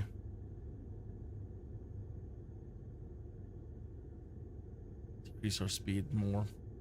She's gonna go up and then she's gonna want to fall. Don't worry about her falling. She's, at this point, we're going slow enough that she may tip nose down for a minute, but her nose will come back up. Welcome to Denver International Airport, probably one of the creepiest airports in the United States. Pretty, but creepy. Okay, when you start slowing down in here, you gotta be really careful. Your flap is fully deployed. If you don't have enough power going to the engine, you can stall. So let me pull back the throttle all the way and demonstrate what I mean. I'm trying to keep the nose up unless they try to follow these boxes. Right now I'm getting ready to go into stall. Yeah, and the plane will fall. That's the best thing you want it to do, is fall. Get some wind under the wings and get power back to the engine. So even though you're trying to follow it, careful. You don't want to get going so slow and your nose so high that you stall yourself and fall out of the sky. You'll flip right over and you will be dead. If you hear that stall warning again, drop the nose as fast as possible. Get wind under the wings. Up. Dangerous. See, I screwed up even there.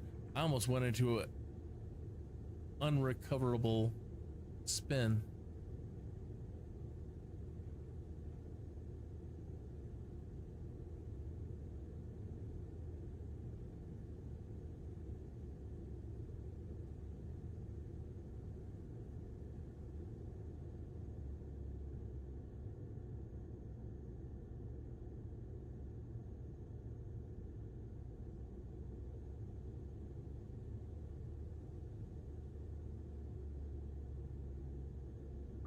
Transporter from dispatch. Go to the parking so we can check the cargo status. They want their whiskey. Transporter from dispatch. Clear the runway and taxi to parking. Guineas 21 exit runway when able.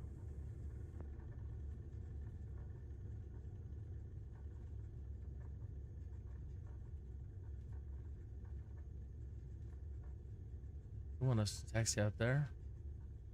We're going over here. I'm gonna cut here. Guineas 21 contact ground on 121.85.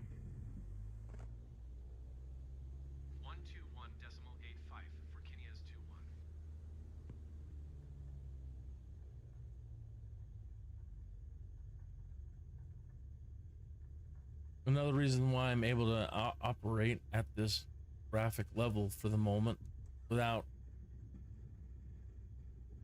oops, I was supposed to, without everything locking up is I don't have aircraft traffic workers turned up at all, really. As we get moving in here and fly around Denver for a minute, yeah, there's no other, you don't really see any other aircraft. So those take up a lot of processor power.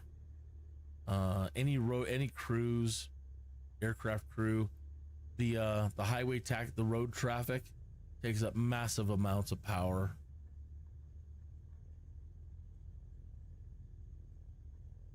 So you may want to consider, if you don't need all the eye candy in that regard, turn it off.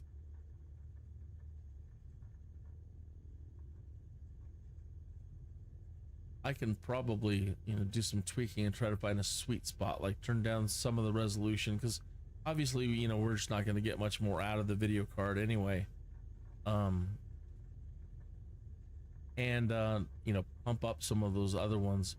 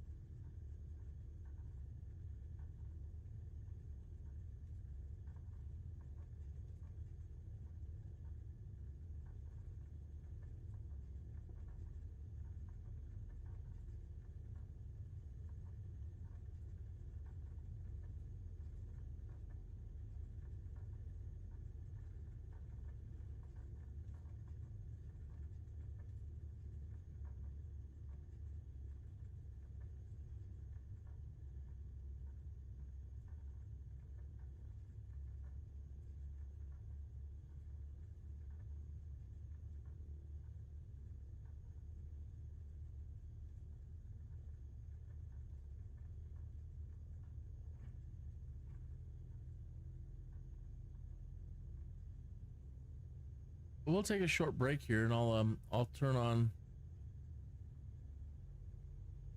up some of the airplanes and ground crew, and we'll gonna hang out, take a little break, and watch them.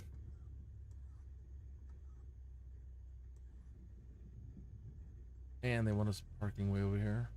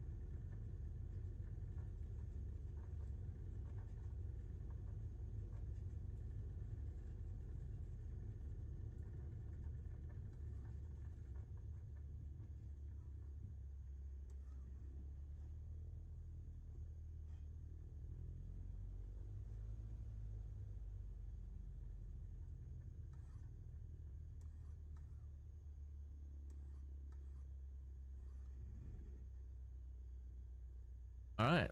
Hopefully we didn't break any other whiskey. Stand by, pilot. Cargo unloading.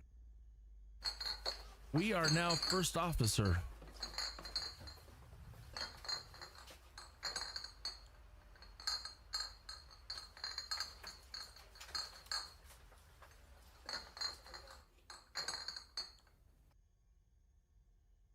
Do you not see it? Do you need to be? Transporter from dispatch. Cargo unloaded and checked. It is always a pleasure to work with you. Thank you. So I have a pop-up on my screen, and I'm looking over in OBS, and it Start your engine. and you can't see it. And I'm trying to switch over to Neofly, if that will allow you to see it. That doesn't do it. Let's see. By the way, I have a pop-up on my screen that I can't seem to show you that says, you have reached a new rank. You are now first officer. You can now fly these new missions: interception, VIP, search and rescue, and emergency.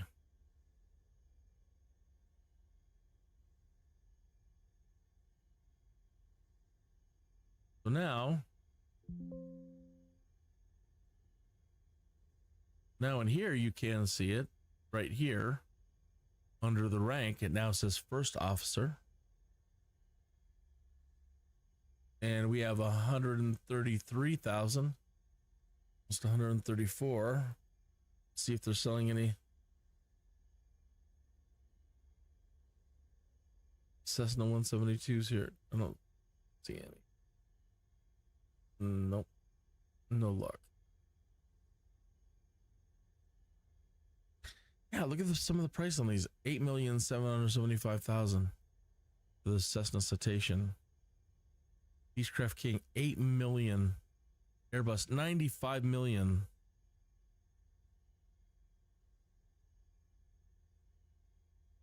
$104 million. How? Maybe, I guess, as we start getting up, doing more, hopefully the pay dramatically increases, because to reach those levels at what we've been doing since we've started, quite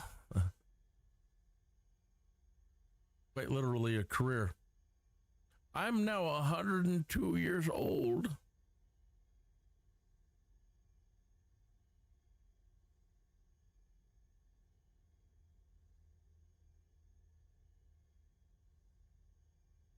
Okay, so emergency, search and rescue, parachuting, advertising, military interception.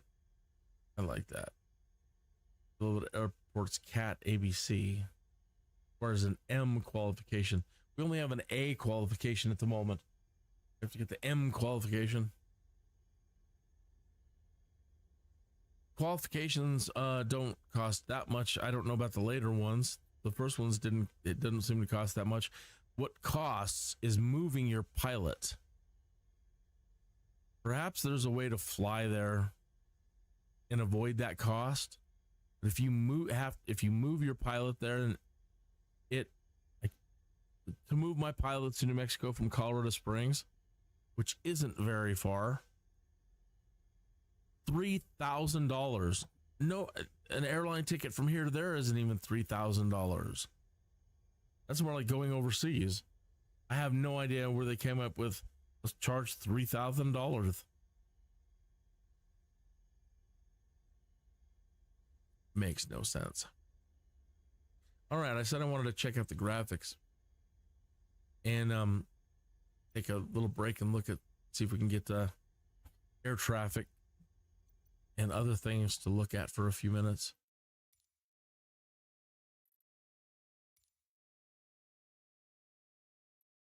At live real world air traffic on. Apply it. Okay. Then we go to traffic and we have to airport vehicle density. We're at Denver International. I'm going to freak my computer out and go with 100%. Ground aircraft density. Percent. Worker density. 60%. See how right now just moving my camera around. Feel that lag. Not too bad. I mean, we haven't froze yet. That bad? All right, let's see if it took.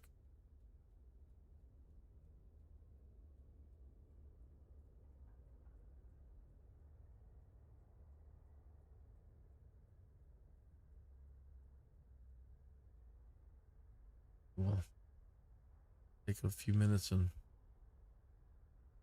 enjoy the scenery.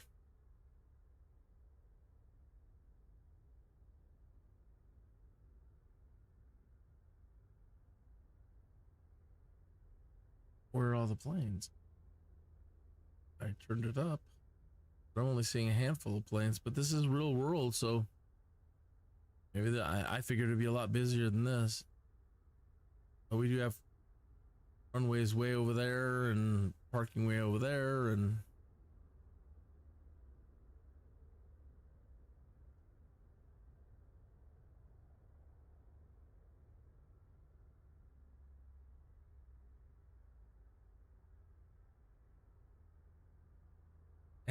I don't believe I have like the livery pack for all of the unique, you know, United, Air American, all the different airlines to do all the fancy paint jobs and everybody. My goal has just been to learn to fly, and only recently have, you know, am I concerned with doing like live streams and making things look good.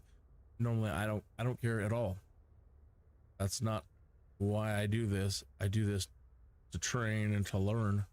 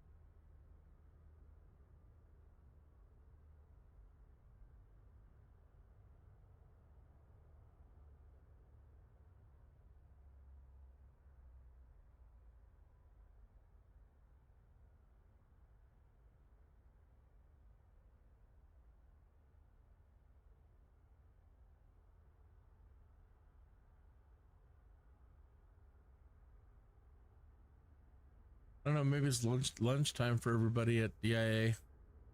What time is it? Ah, it's 2:30. Lunch is over. Come on, move those planes. Get them going. Let's see it. Double check things here. Traffic. Vehicle density, worker density. I'm going to turn that all up. Go with road vehicles. Turn it all up. Show traffic nameplates. No. Aircraft traffic type. Use whether to populate the world with AI traffic, real-time online, simulate real-world traffic. Real-time online. Simulate real-world traffic. This option requires persistent internet. Generate artificial traffic. No, we want that one. So that wasn't set. Use generic models. Adjust if AI traffic will only use generic and optimized aircraft models to reduce memory. Turn it off. Use generic aircraft models. Show multiplayer aircraft traffic variety. Adjust the amount of different aircraft models used in randomly generated air traffic. No. Okay. That is on. And we don't have any cache set, I don't.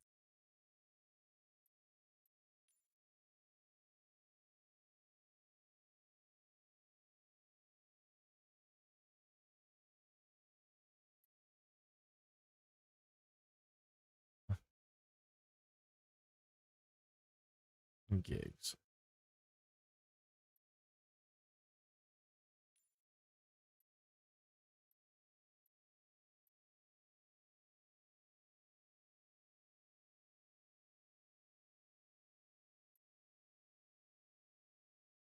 Okay. One moment, it's going to do an update. And only 10 gig. Yeah, I was going to say it should be pretty quick. make the mistake of setting that too big a couple of times. I locked my computer up for 24 hours almost once by accidentally adding an extra 0 in there. Very careful, sir, or madam. Big mistake.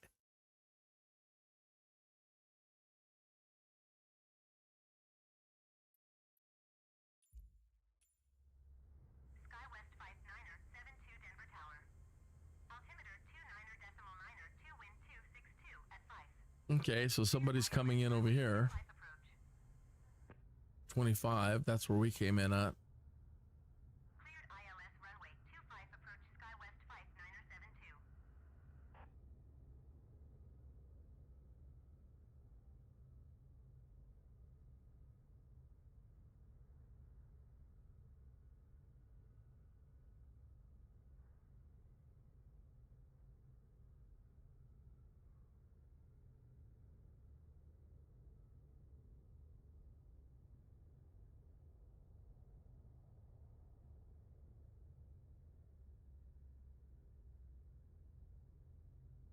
Okay, so we can zoom if we want to. Oh, he's taking off. You see? Wow, that's got a good zoom. No, back the other way, buddy. There he is.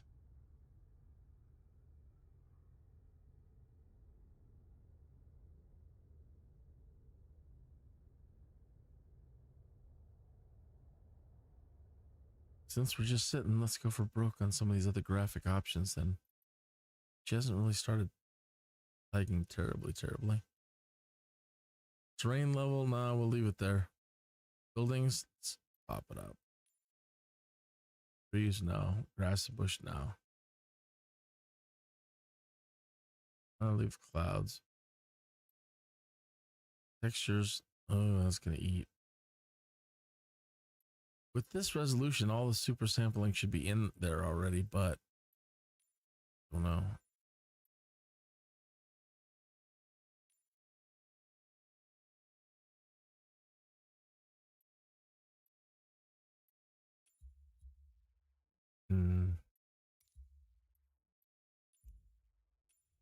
Frontier flight 850 altimeter 29er decimal 9er 2 wind 262 at 5.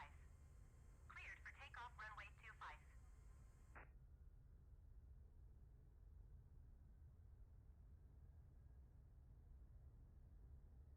All those cars. Cleared for takeoff runway 25 Frontier flight 850.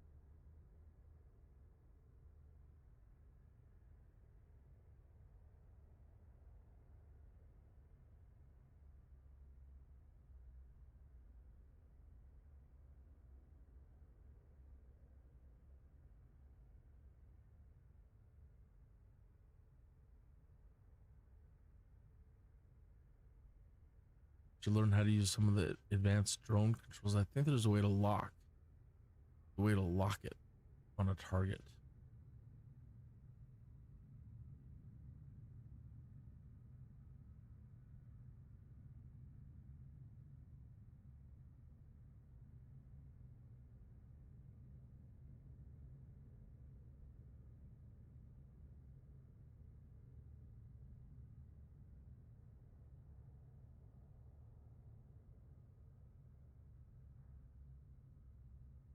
Frontier flight 850 contact Denver departure on 126.1.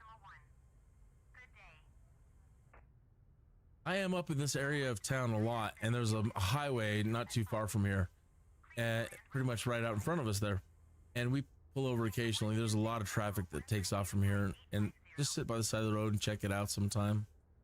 Cleared to land runway 25 SkyWest 59er 72. Somebody else is coming in for a landing on 25.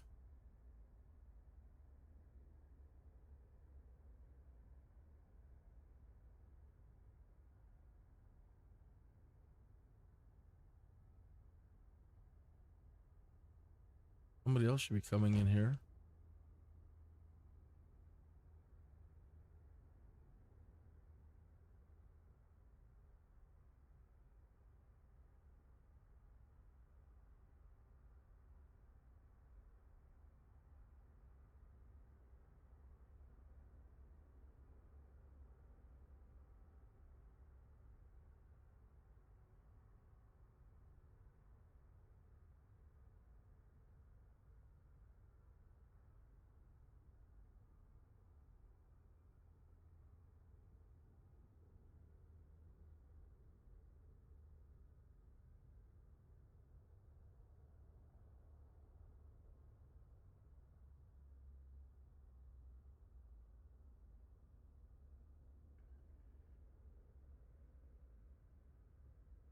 Normally that's where you come in on this side over here. Come in on these roads.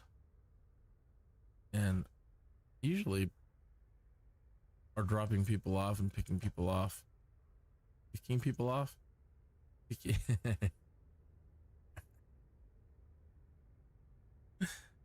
Picking people up. We're not picking people off. Picking people up and dropping them off over here. Or usually we're almost always in the structure at a parking space inside the structure and coming that way.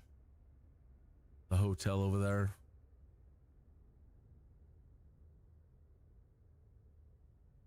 There's somebody coming in for a landing over there on 25.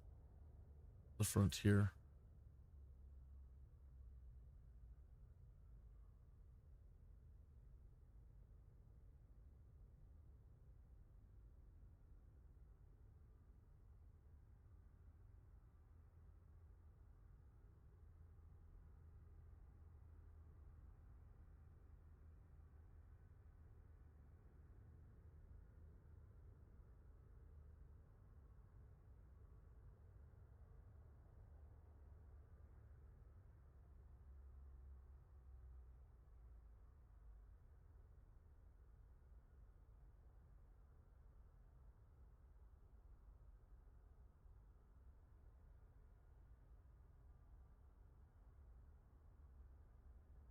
I really am surprised.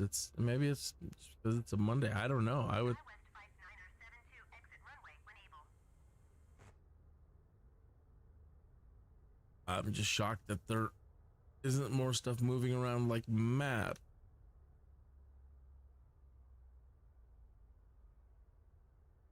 Skywest 59er 72, contact ground on 121.85.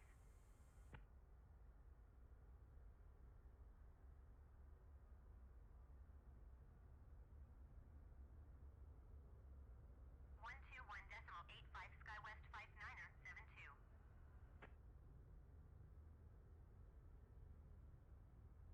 There are servers you can go on to with other programs. One of them that's coming to mind is called VATSIM, VATSIM, and it has real people running the air traffic control.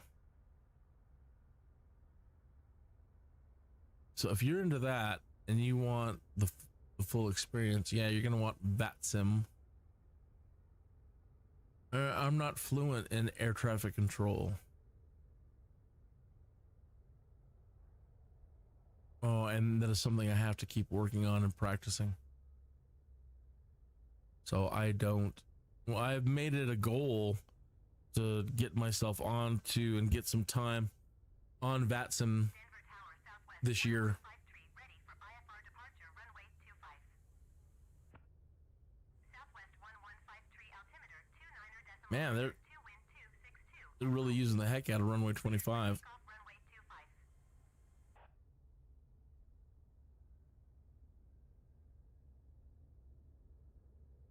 25. You got one guy here who can run runway. Southwest 1153.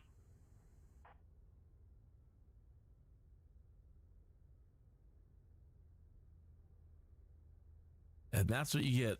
This entire airport, we got one guy running and one runway that's active.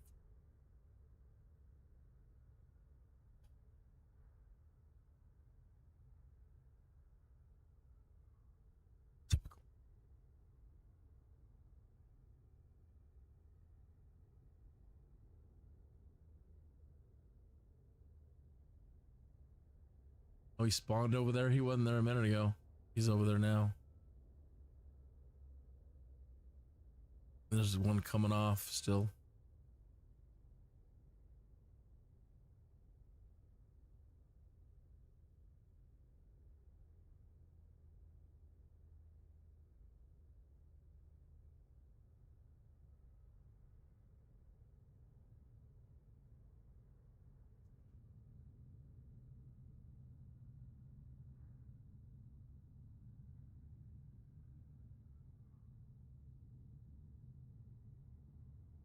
See ya.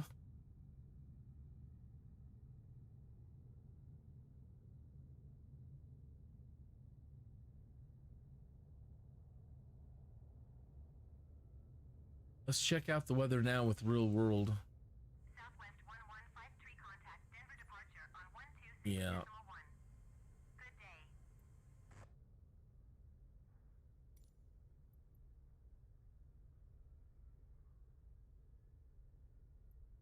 Check real time should be on.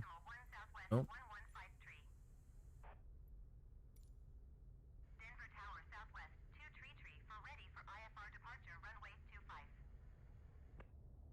Southwest 233 for altimeter 30.04 wind 1902 at 4. Cleared for takeoff runway 25.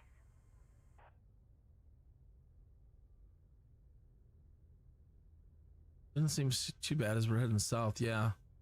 I don't know that they would ground us for this, but they might. So they don't like GA flying in anything but clear. Or I mean VFR.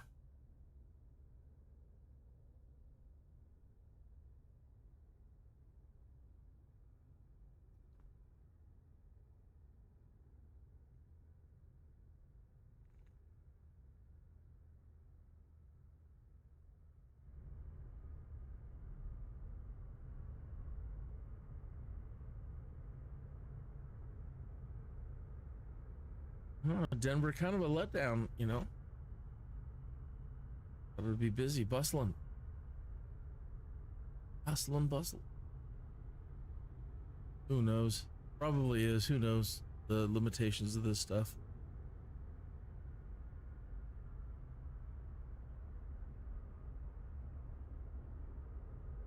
Imagine the audacity and how cool you must be to bring a small little plane in to an international airport. You're like, yeah, I'm worth it. I'm a pro, and I'm worthy to. I paid, $8 million. Better believe I'm going to use an international airport parking spot. You can see the outlines of planes on the ground, and what that is when they were creating these maps, people had to go in, or AI went in there, and they had to remove planes that were currently there and erase them. Like there was obviously a plane sitting right there.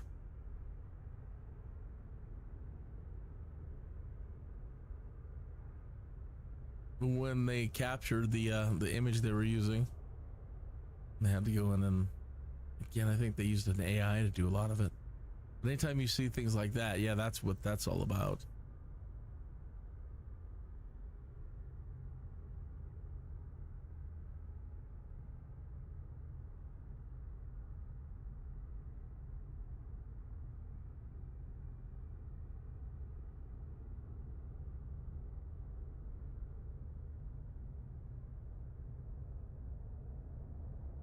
Somebody moving over there, finally. Another runway active.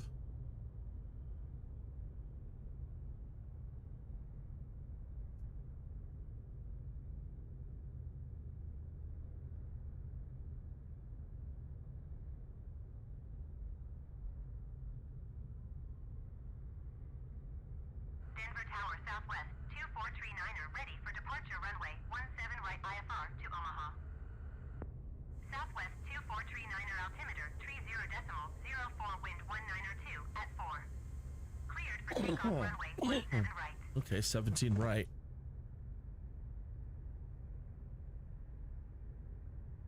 Well, that's about enough of a break for us, I think. Cleared for takeoff runway 17.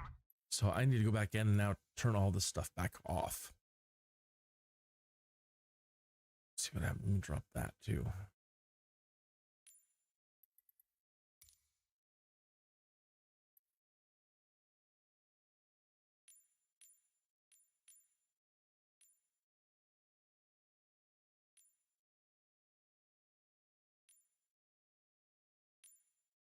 Okay. And we need to turn off real world traffic.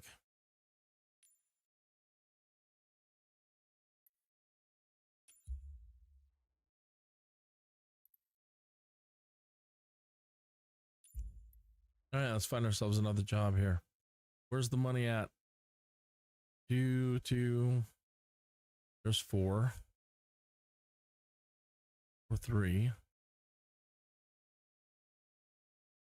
Wow. 10,000. Good. Yeah. So this is an emergency. But they're saying we should have a helicopter for this.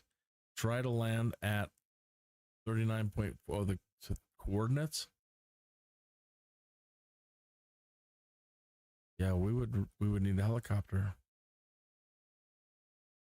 I've heard you could, as long as you can land within like 3 miles. But really don't want to do it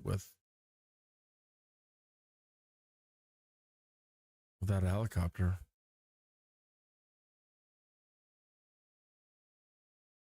I'll read up more on those. But finally, yeah, 10,000 a job. It's much better. So the highest one again was the 4, 2 through 5. We are now at more whiskey. So now we're taking whiskey back to where we just came from. Transporter from dispatch. It's a sensitive cargo mission today. When you check the payload in the flight plan, please release the parking brake to start.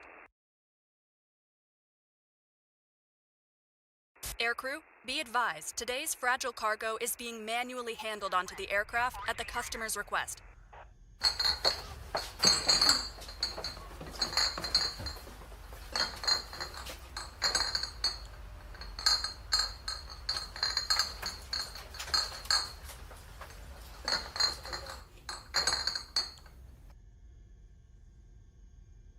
Transporter, loading is complete. Let's go. Not just yet. We need to double check our when it does this, it's you have to like restart your plane.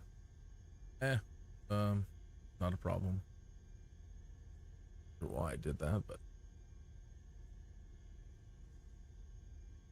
we were waiting to get our information screen to find out about our weights.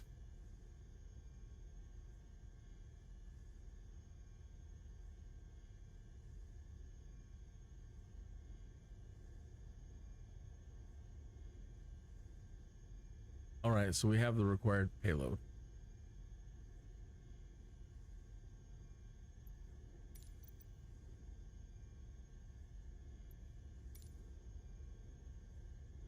Now we have to restart everything. That's on.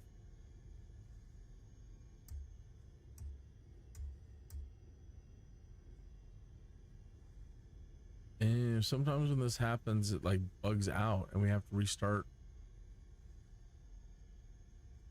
from the main menu. Right now,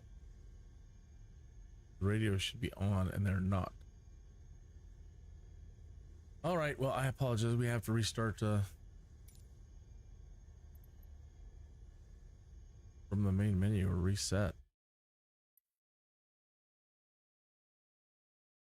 If I restart it, it might put us back at Kappa. So let's go back to the main menu.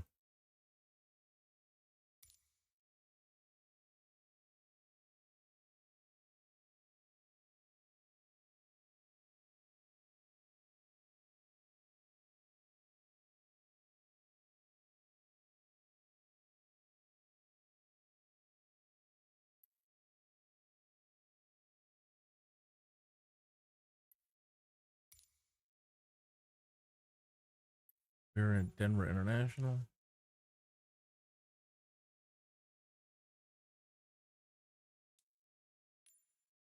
we're in parking over here.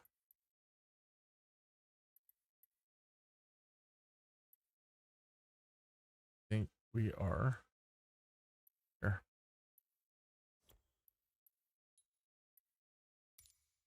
If it doesn't turn green, you've made a mistake. Click it again. If whatever you're clicking on a parking spot and it doesn't turn green, you will spawn in the air. This thing has a tendency to jump off of what you're clicking on. So always double check that it turns green.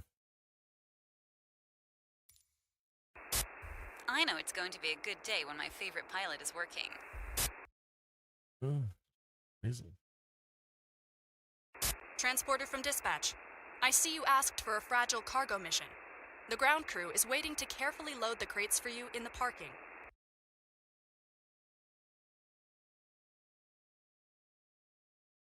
Aircrew, be advised, today's fragile cargo is being manually handled onto the aircraft at the customer's request.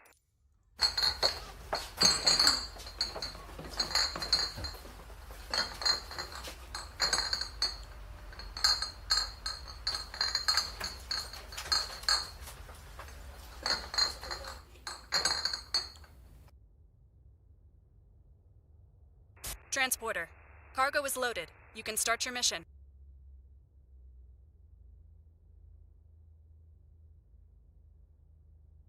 Okay, since we restarted, we're missing payload.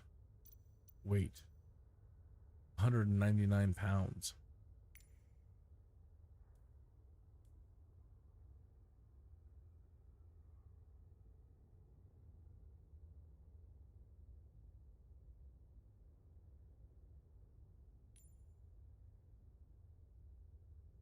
Ads.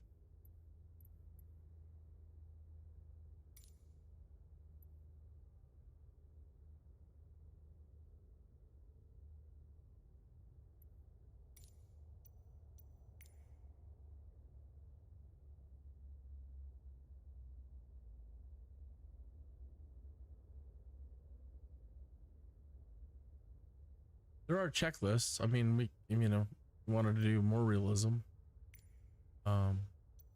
Before starting engine, before takeoff, and normal takeoff.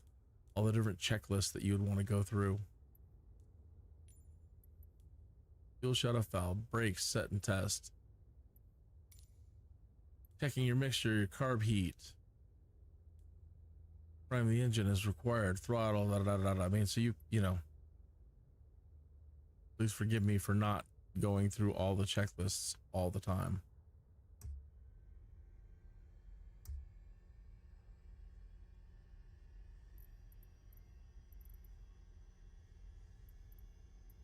On west. Denver ground Kinnea's 2-1 request taxi for west departure with India. Kinnea's 2-1 taxi to and hold short of runway 16 right via taxiway Hotel Charlie November Foxtrot 1 cross runway tree for right Foxtrot tree Foxtrot 8 cross runway 16 left whiskey Delta Delta whiskey Echo. Catch all that? On 1 tree 5 decimal tree when ready. Okay, here, let's do it again. Come on, Steve, tell him. Read it back, Steve. What? He's not answering. He's like, I don't want to do it. I want to have to read all that. Do it, Steve. Taxi to and hold short runway 16 right via taxiway Hotel Charlie November Foxtrot 1 cross runway tree for right Foxtrot tree Foxtrot 8 cross runway 16 left whiskey Delta Delta whiskey Echo Kinnea's 2-1. Ah.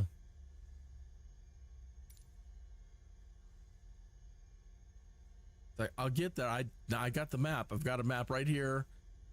Thank you. Do I have to read all that back to you exactly like that?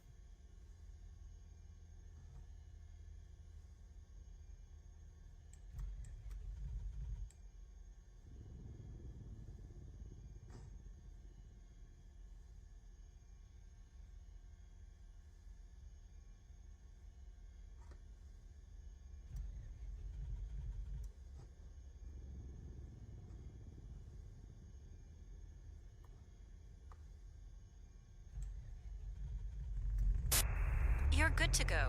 Contact the tower for clearance.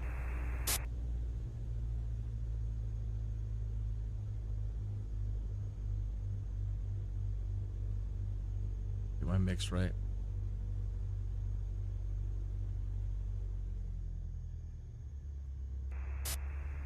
Everything looks good from where I'm sitting. Taxi to the runway and take off.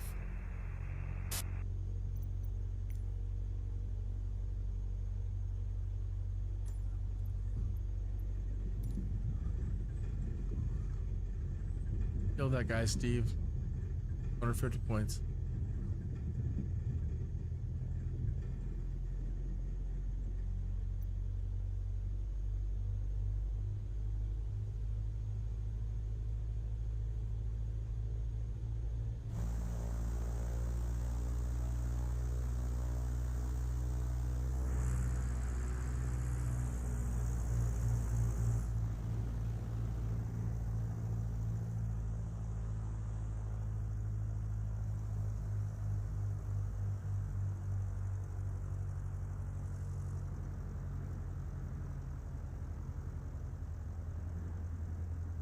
Uh-oh, there's one of those glitches where it's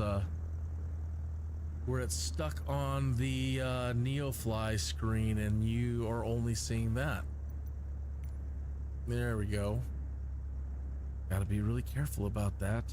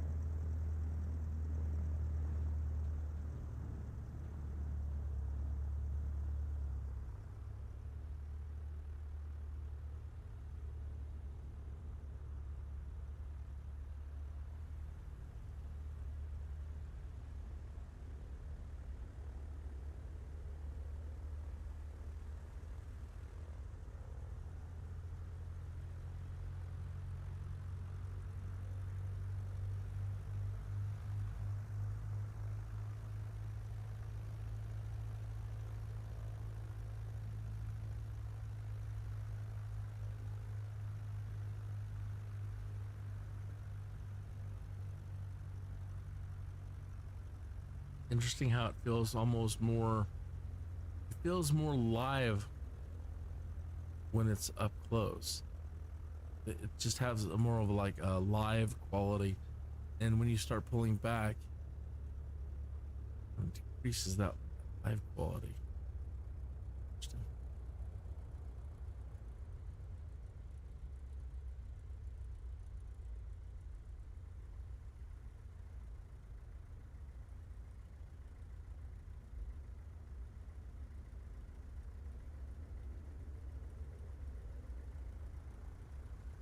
See, in that view, you can see Steve, my invisible co-pilot. You see us both in there.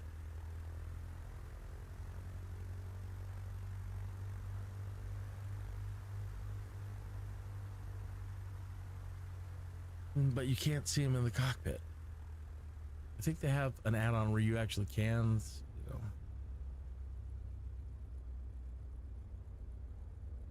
Well, there might be a way to do it. Forget.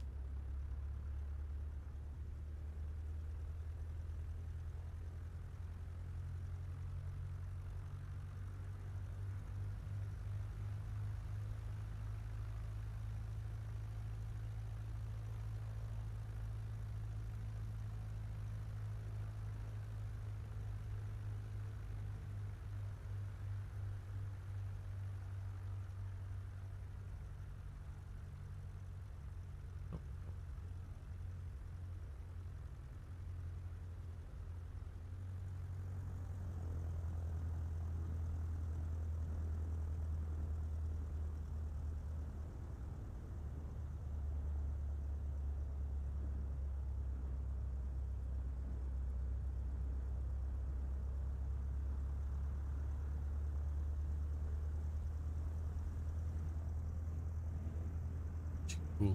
Too fun.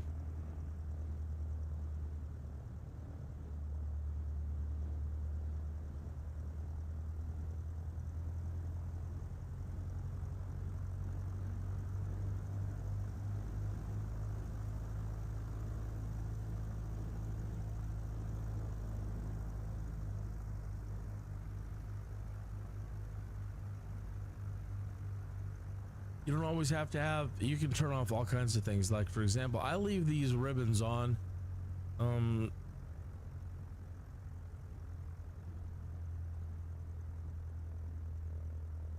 It's just definitely easier that way with these. You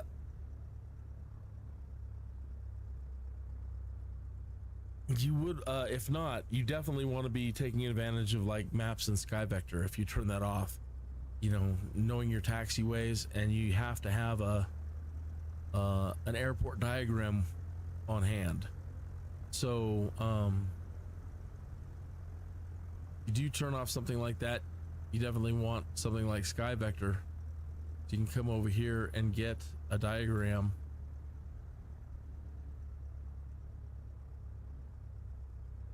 So you can, you know, get all your taxiways. So we came in and we landed on 25 right here. Okay, landed here. We took the B4 taxiway, B4 here. We ended up on FA or S, right? We traveled, kind of pulled in here to check out these planes. Yes. And then we made our way over to parking now.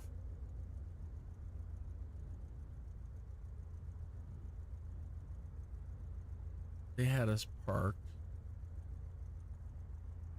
over here somewhere. Right, so when they gave us our instructions, they're like, go to F, this, that, cross that. So you'll need to have something like this coming and going, know where they're routing you, how to find your parking spot, how to get back out to a runway.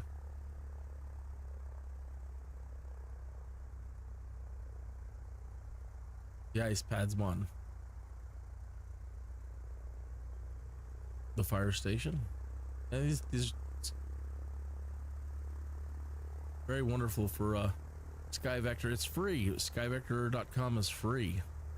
So there are a lot of services you can use, and people will be recommending to you if you get into this. And if they charge, then to me they're not that good. I mean, they're great. They're professional tools. But if you're just starting out and you're not a pro, this is still all the things you need for pro without paying for it. So why? So yeah, there are others you can use, but why? This updates in real time, meaning if something's going on like this area over here, there's a baseball. Oh, this not only doesn't, this also doesn't, this while also showing things like this, flight hazards that are active and in real time. It gives you real-time things like fun things like this. There's a Marlins and Rockies game beginning at now.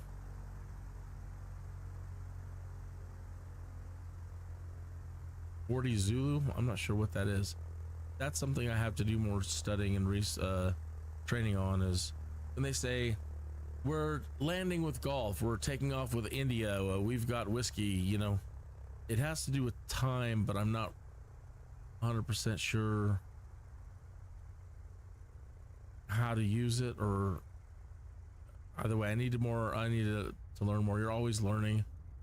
It's cool that it shows things like that. It gives you all your restricted areas, but it gives you everything you need. And then the different maps up here, and then a flight planner, and all your charts if you just want to research charts and look up charts. Jet fuel prices. It's such an amazing site. There used to be a tie-in you can use for Microsoft Flight Simulator that will show you here in the Sky Vector where you're at. But I think I chose at one point to delete it and go with something else, because I was trying to find something for live streams that would show us detailed road maps. I was trying to find a visual flight follower a little bit more that was more accurate, kind of almost like the one they give us here. This one's pretty darn good.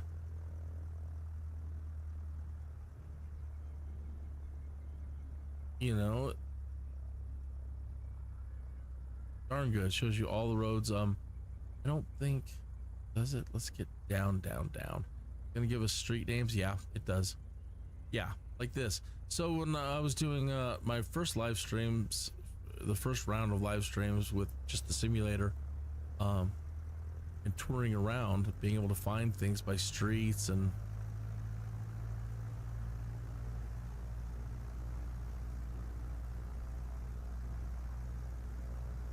look at the plane bouncing around. Brr.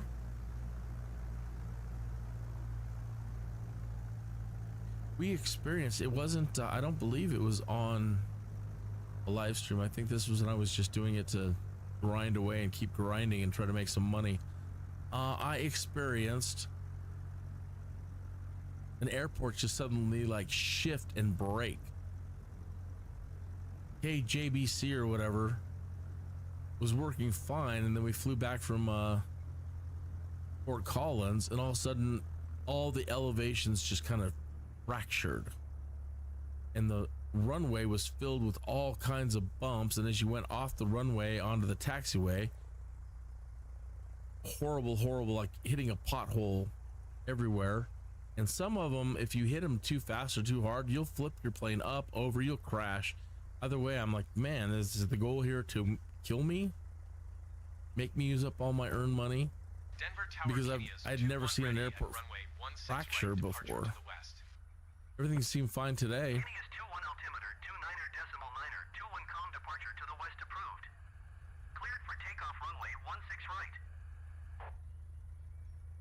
Cleared for takeoff runway 16 right. And we're flying over here back to Broomfield. KBJC.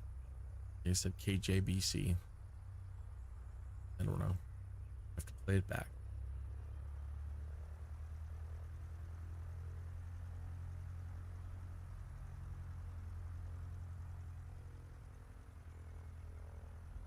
But yeah, I've been trying to find interesting places too. This is nice because it gives you, you know, the names. And used to live on a street called Montebello. It was Montebello, not Montebello. Colfax Village. Mr. Lowry. 1,000 points if you know what that is. Mr. Lowry. I'll make it 10,000 points. You know what that means, what I'm saying. What I'm referencing.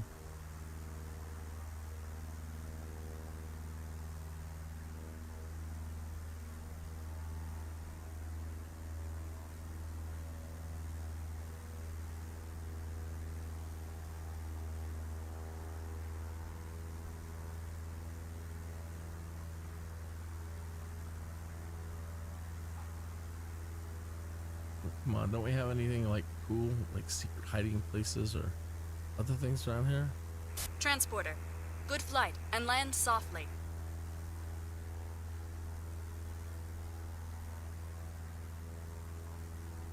It says, do like, show me the nearest attractions.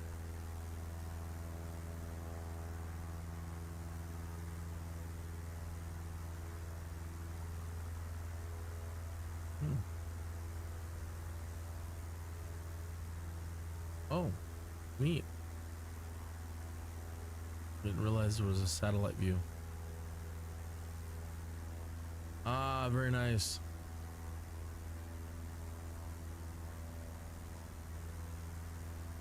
Ooh.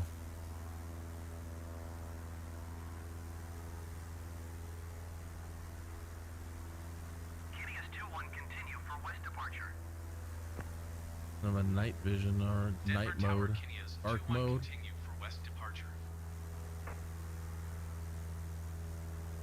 We have to take over from Steve. He's got us going south. He doesn't know where we're supposed to be going. That's my fault.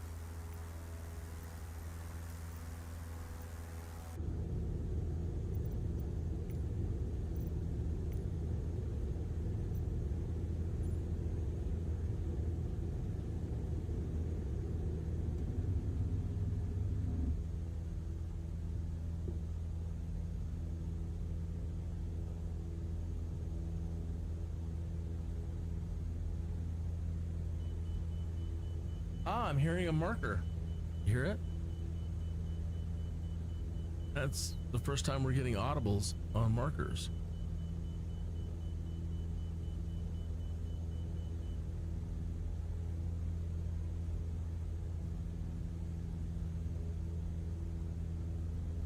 We're getting a beacon. This beacon. Ah. I was looking at these buttons over here and not this. Let's see if this works. Pardon my bouncing around here for a minute. Come on. Nose up, please.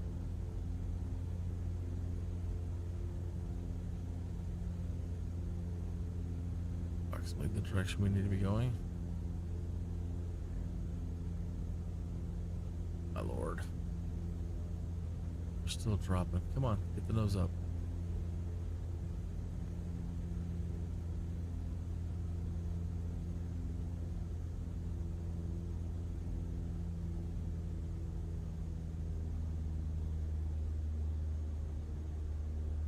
Sheesh.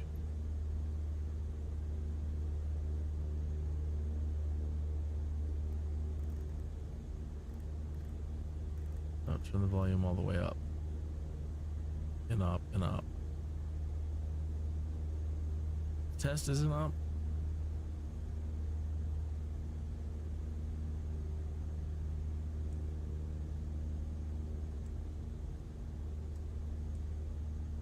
Kineas 2-1, leaving my airspace, frequency change approved. We're not hearing the nav. Denver Tower, We're Kineas not hearing the 2-1, nav, but I frequency think change. we had to reset. Let's put it Denver approach Kineas 2-1 is type Cessna 152 5 miles west of Denver, in this 6,100 VOR. feet. Request clearance to transition Bravo airspace. Kineas 2-1, Denver approach. Squawk 4 tree 44. Squawk 4 tree 44 Kineas 2-1. Oh, that's FL. We want Kineas 2-1, radar contact WJC. 5 miles west of Denver, 6,000 feet. Cleared through the Bravo airspace. Cleared through the Bravo airspace, Kineas 2-1.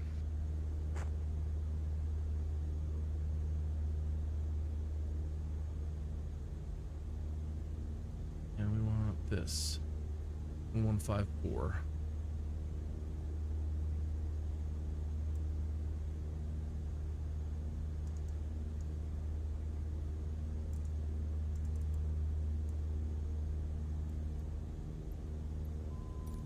Ah, we're hearing it. Okay. Let me go into my sound and see if I can figure out a way to turn that up. You can hear that better. See if what we can turn down and what we can turn up. Okay, we'll turn up the master. Master. Leave the voices down. Engines are, unless you're into engine noise, I am not. Aircraft miscellaneous. I don't know if that falls under that. Not. Including flight controls, rattles, ground sounds, pumps, hydraulics. No. Bunch of jostling. Instrument, avionics, auto. Yeah, okay. Avionics, audio.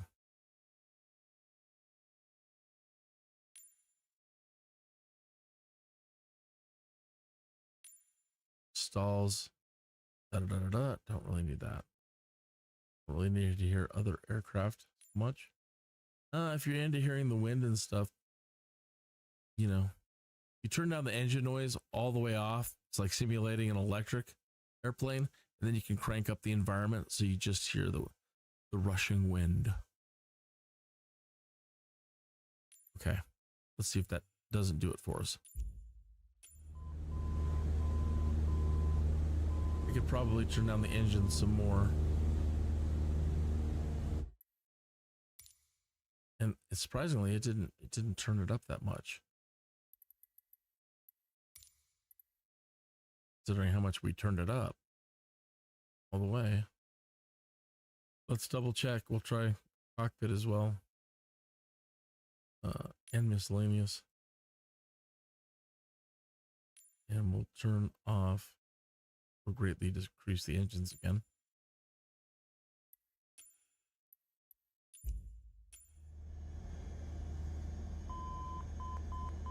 Much better.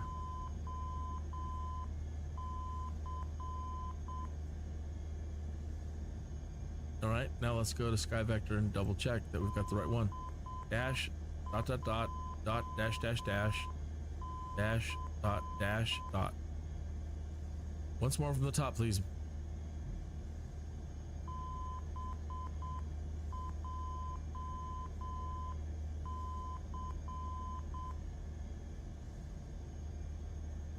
And once more for the guys in the back.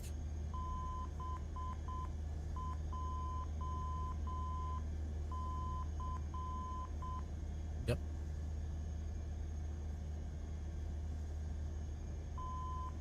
So that is now over here. Nav 2, I think. So turn off Nav 1. We should still hear it. We're on Nav 2. All right, so they consider this Nav 1 and this Nav 2. Let's find out. Turn it on again. Okay, turn off Nav 2. Yeah. So this is Nav 1. This is Nav 2. Go figure. And let's tune in now, that VOR. Let's get this to go 2 and get it centered.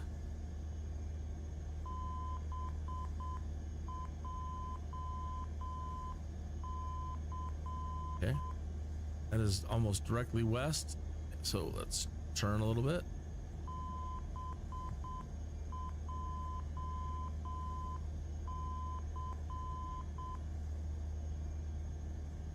Now we can use this to turn it down. Right? It's not turning down out here. Okay, west.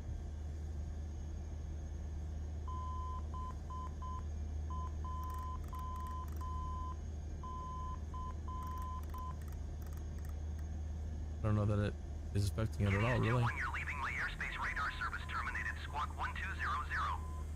Frequency change approved. All right. Well, we know it's the right one. 1200. So Frequency change approved. Kinneas turn off 21. Nav 1. Denver approach Kinneas 21 is type Cessna 15210 miles southwest of Kilo Bravo Romeo, India 5,700 feet. Request flight following. Kinneas 21 Okay. Denver approach. That's our squawk. Squawk 6712. 6, Squawk 6712 Kinneas 21. 7, 1. He's gonna beat me to it. Oh, he stopped. He's letting me do it. 6712. Kinneas 21 radar contact 10 miles southwest of Kilo Bravo Romeo, India 5,700 feet. Altimeter 29.902. Altimeter 2992. Roger Kinneas 21.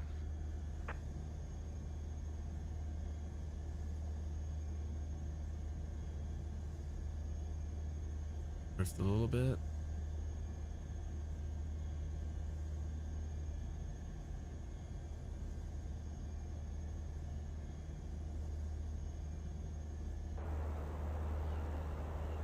You know, those groovy patterns probably spell something. Turn around, man. Go home.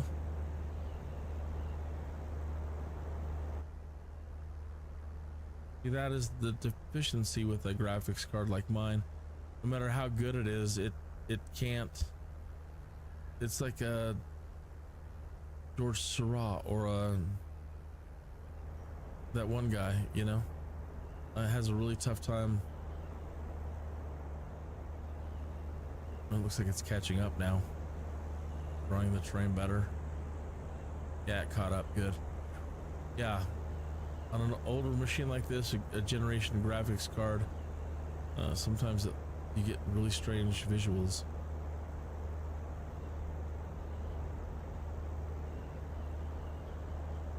Yeah, now we've drifted a little bit too much that way.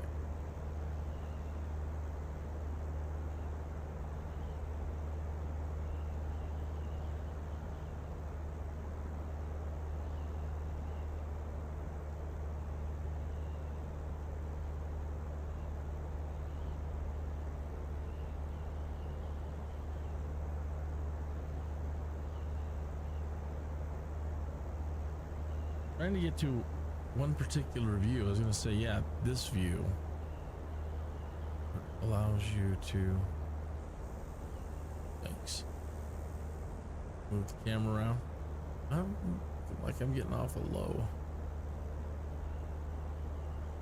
Seeing electric towers, and that's good.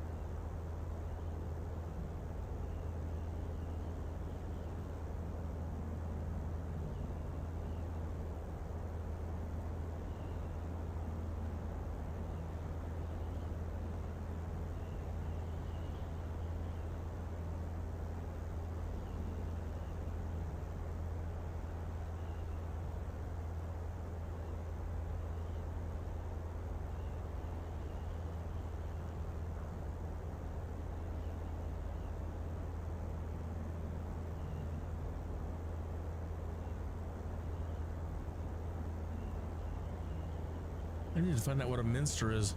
By the way, we're approaching Westminster.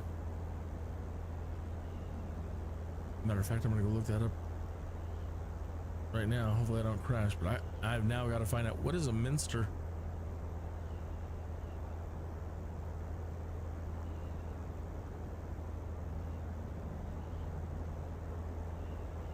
Know what a minister is.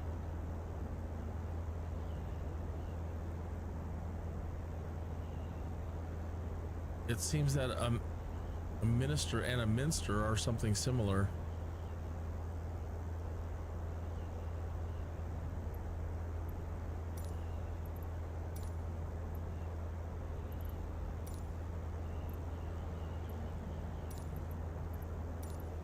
Tower Kinneas 2-1 is Hopefully 5 we get miles southeast, should get us straight in. 6,500 feet with Gulf to land. Kinneas 2-1 tower. Nice. Altimeter 29.9, 2 wind, calm, fly straight, in runway 30 left. Kinneas 2-1 wind, calm, clear to land, runway 30 left.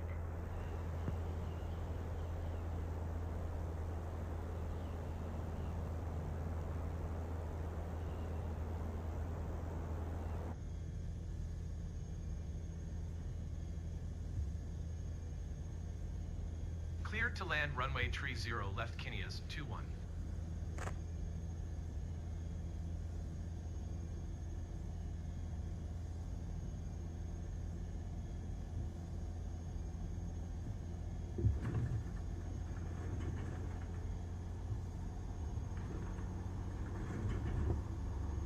don't want to shear the wings off, but kind of want to do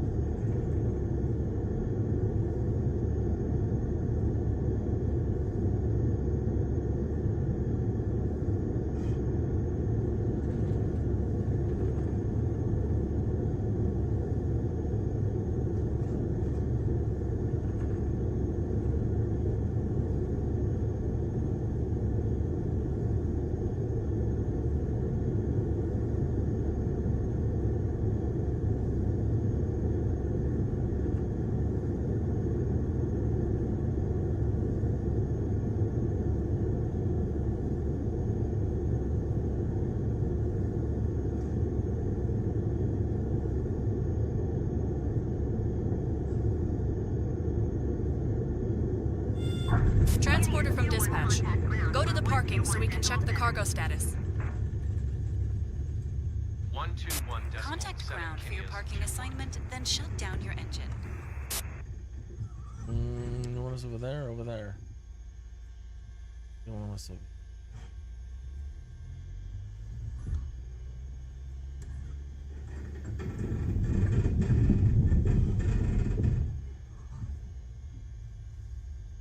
That's right, Steve's not handling. He stepped back for a minute. Took a break, I guess. Ground Kineas 2-1 taxi to parking. Kineas 2-1 taxi to General Aviation Parking via Taxiway Lima. Taxiing to General Aviation Parking using Taxiway Lima Kineas 2-1. Breaking the law, breaking the law. It's the whiskey. The whiskey made me do it. I've been hitting it all the way over here.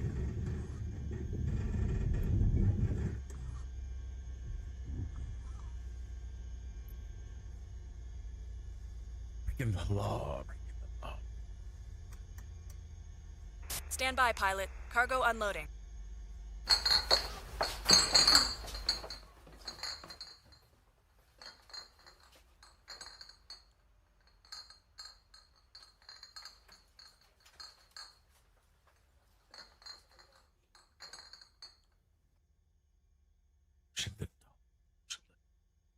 Transporter, the cargo has been delivered.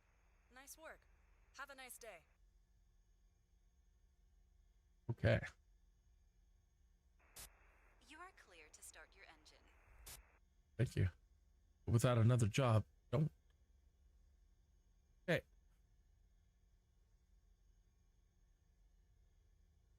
4-2 was 4-3. Maybe KF. That they're both going to the same place. Helicopter, helicopter, helicopter. So, we're heading back to Fort Carson.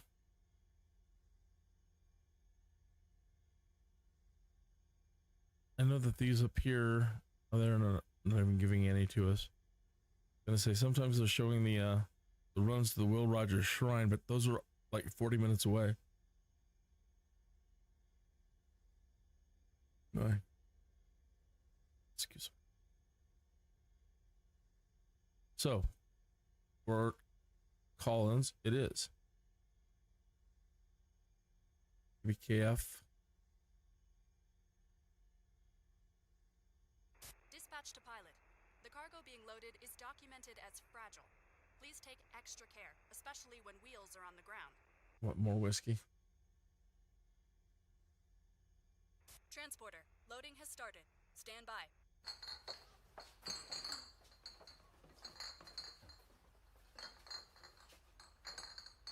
ABKF.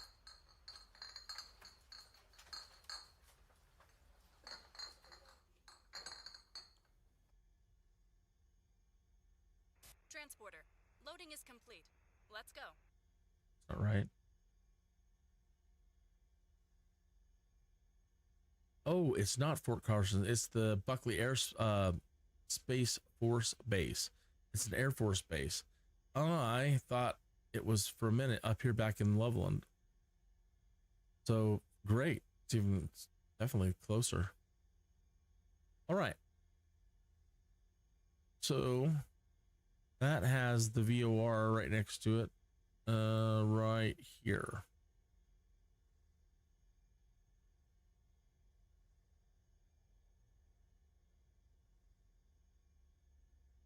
That is 1179.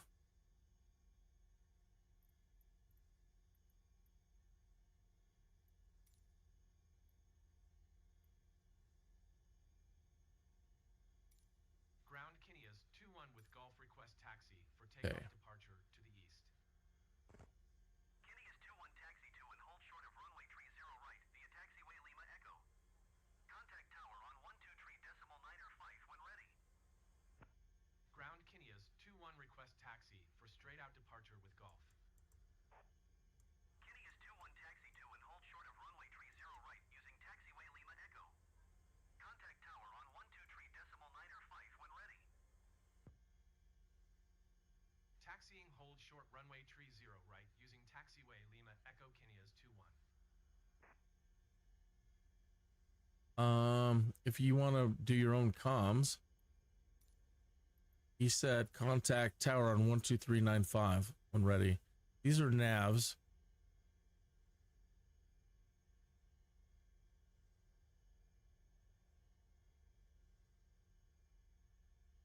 Oh, yeah, my bad. Earlier I was saying nav 1, nav 2. I was doing this. Ta-da! That is my own stupidity right there. Navs are up and down. Nav 1, nav 2. Yeah, duh, that makes sense. Com 1, com 2. Duh, that makes sense. Retarded Skydude. What I get? The whiskey. Oh yeah. Dangerous. Okay, so if you do want to do your own comm, he said when you're ready, contact tower on 123.95. Same kind of thing. Just put it in over here. 395.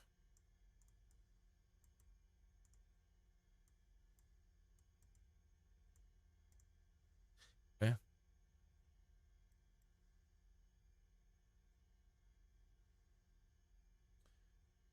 Do.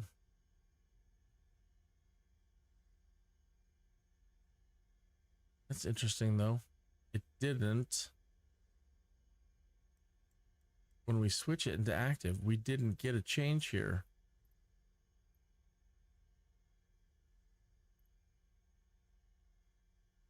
Huh.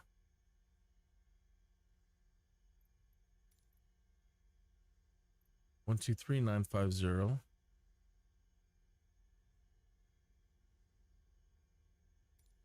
Come on. Okay. It shows up over here.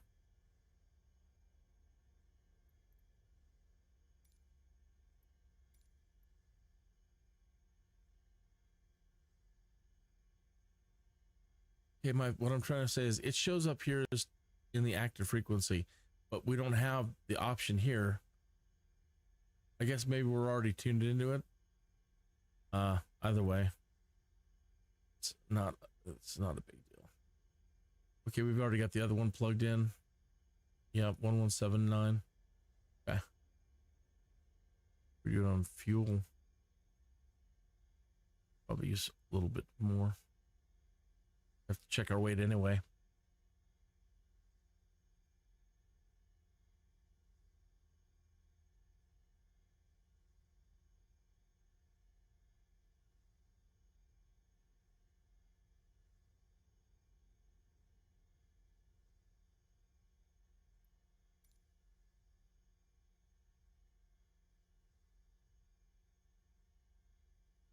What was it? 574.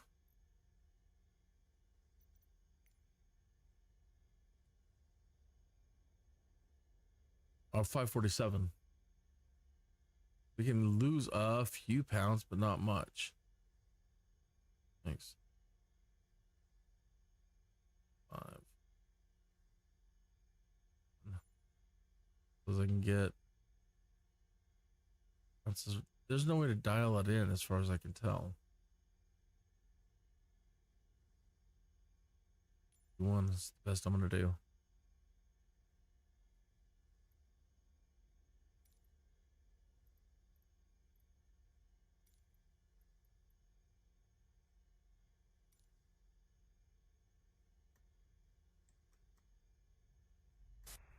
You're good to go.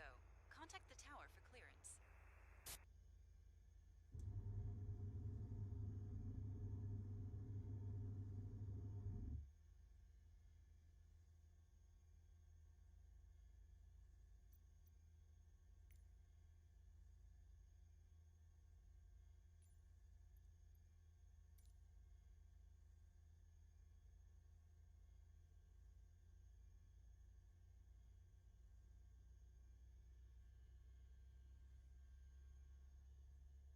You can tell it's working hard when I try to change views. Normally it's but a smooth. That's how high I have the graphics up, just turning like this.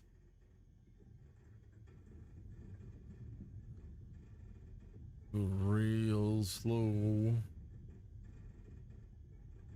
Don't make any sudden movements.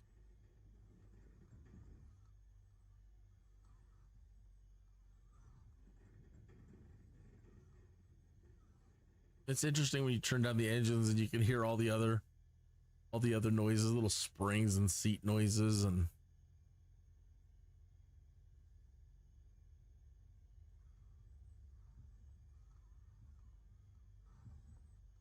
flap levers. Listening to the flaps really loud with the engines down.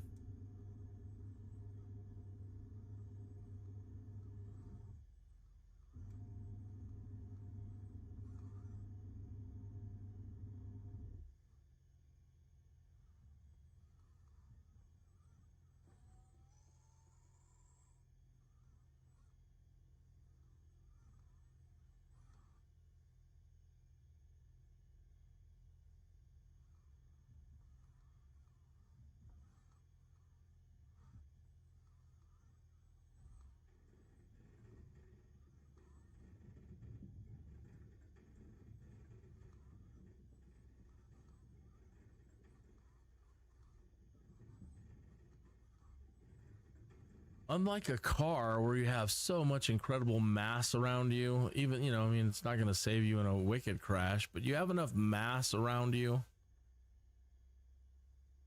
that, you know, you'll do okay in a small crash. Just when you think about, I mean, they're well made. They're well made with space age polymers and, you know, in some cases. But when you think about how little there is between you and the outside world,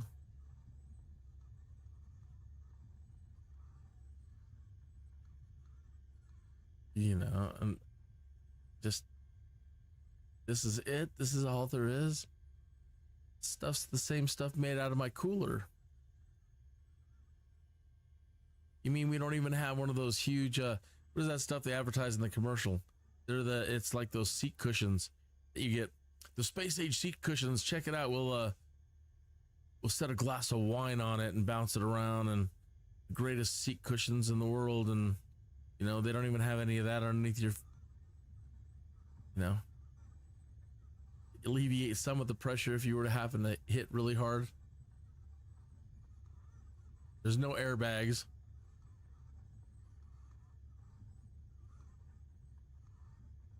I think they could give you a couple airbags. Maybe they do on the newer planes. I'm sure they do. I mean, they had the electric wheels I was thinking about earlier. Just maybe they do have airbags, but one popping up underneath your seat. Oh, you need them to deploy like from the top and bottom and front and back at the same time to like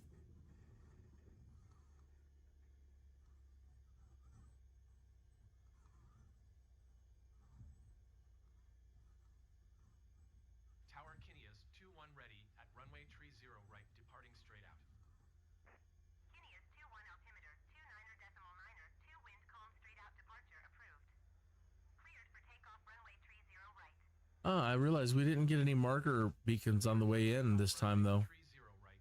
I mean, we got the VOR. We didn't get any distance markers.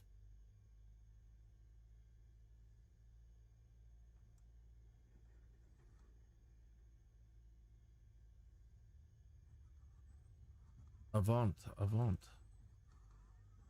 The distance markers.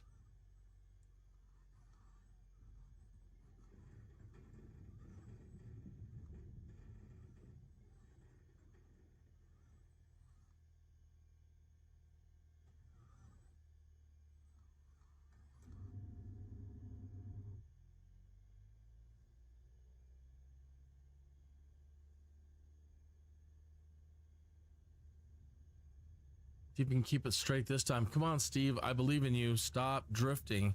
He's been drifting horribly for the last several days. He can't seem to keep it straight going down the runway.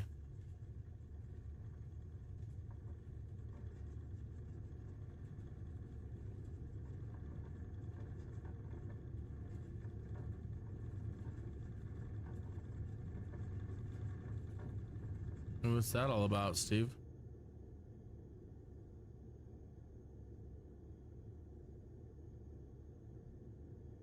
Transporter, have a nice flight. Keep the cargo secure.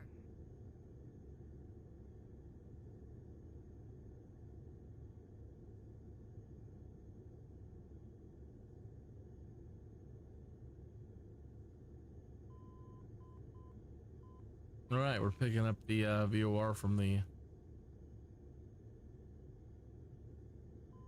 airport we're headed to. Let's get ourselves turned around first. Take Steve off of the controls.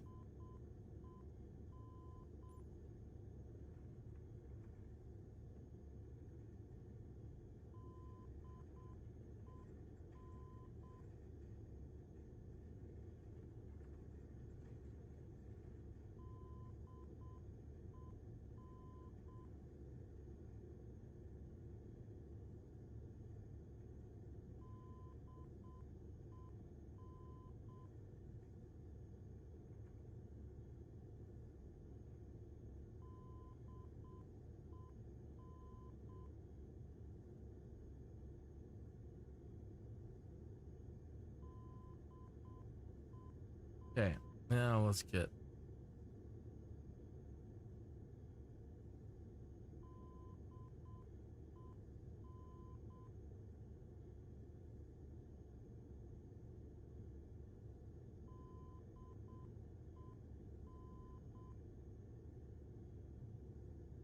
okay. It says head east, Captain. Oh.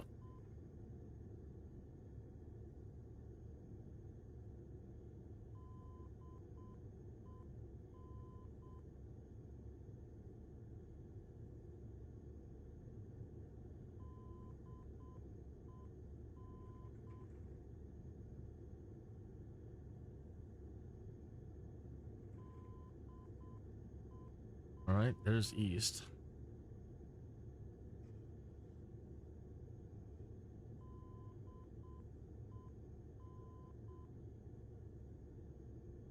And I think he had flaps down.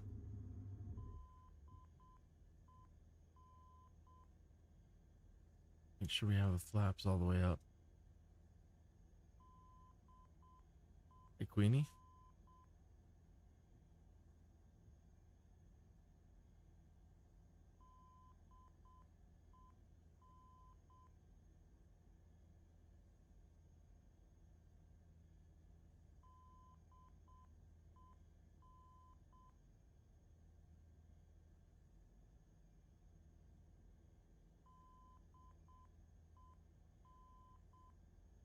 Hmm.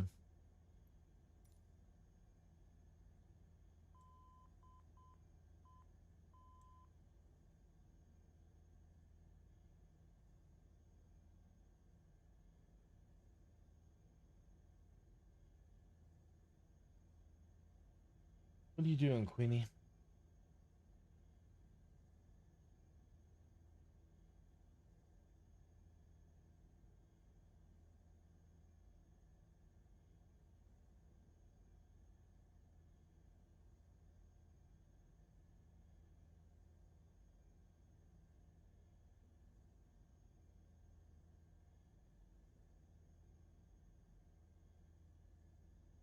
And put a little bit of trim in.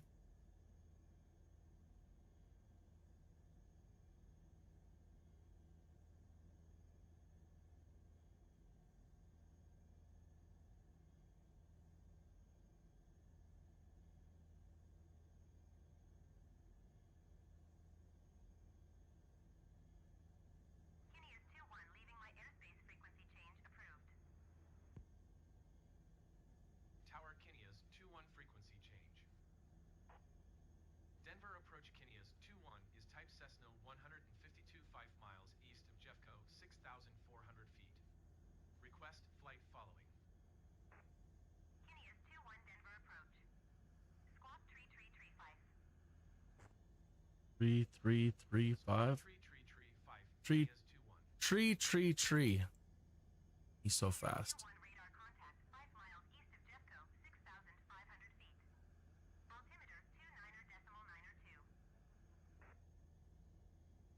Roger Kineas 2-1.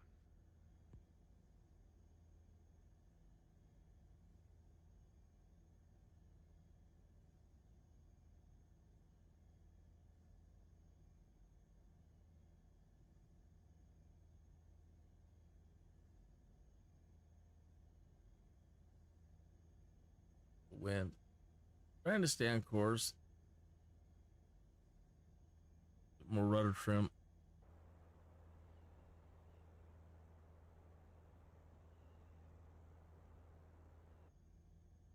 Oh, I want the drone view.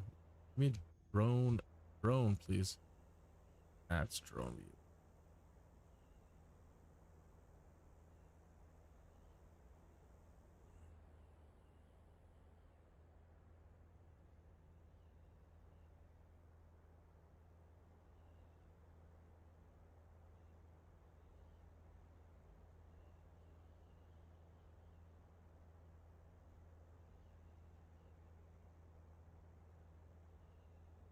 Right? Who doesn't love that view?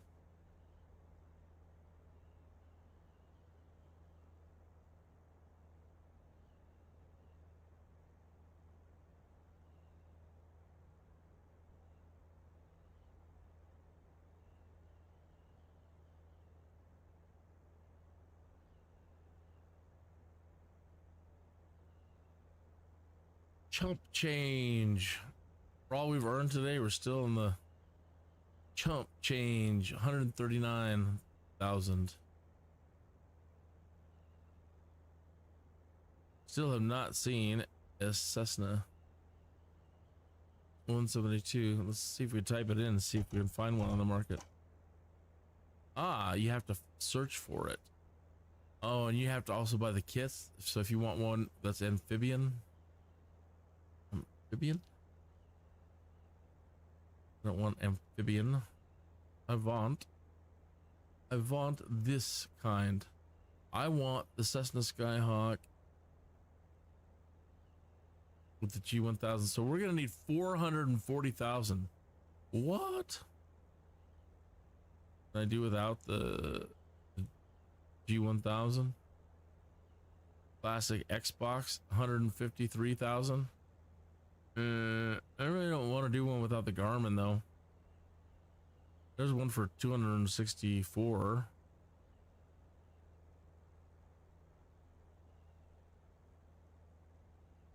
This is Angel of Death? No, Aviators Club. It says Angel of something. Better make sure that we're going the right direction still. Nope. Nope. Drifted way off. Cleared through Bravo airspace. Kineas 2-1. Kineas 2-1 contact Denver approach on 119.3. That's the whole reason why I want to get the damn 119.3. 172. It's autopilot functions. 216,900 feet. Kineas 2-1 Denver approach altimeter 29.902. Continue as planned. It's not directly east, it's over here now. East like. Center it up again.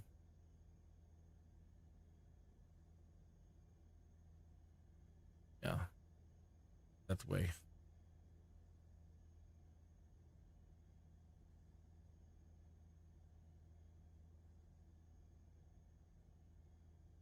The cheapest one, well, it's got skis. Skis, floaters. Classic Xbox. 288. Well, if I want the G1000, we're probably looking at, it says it's new. Maybe we'll find one later. G1000 Xbox, 328. 264. Either way, we have some money to make still before we can think about it.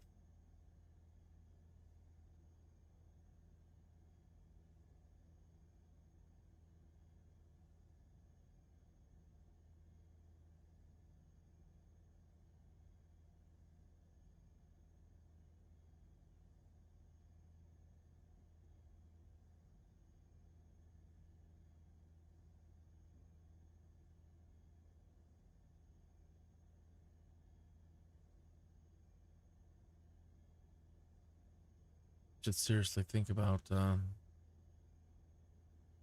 possibly maybe even getting one with water floats. I think you can get emergency fire rescue with the water plane, but I see a lot more missions like this than those for the moment. I don't know. I mean, I could always turn around and sell it or rent one when you need one. That's an option now that we're making cash too. But again, I see myself doing a lot more of this type of mission for a while still. So having the Cessna Skyhawk is still, any version,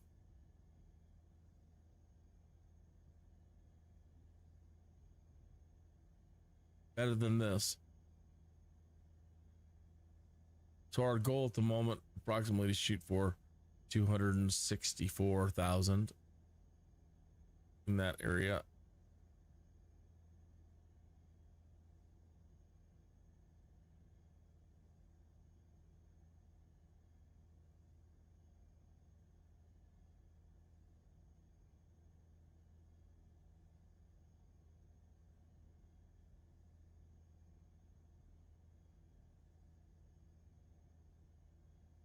Moved. Allowing us to stay right in here.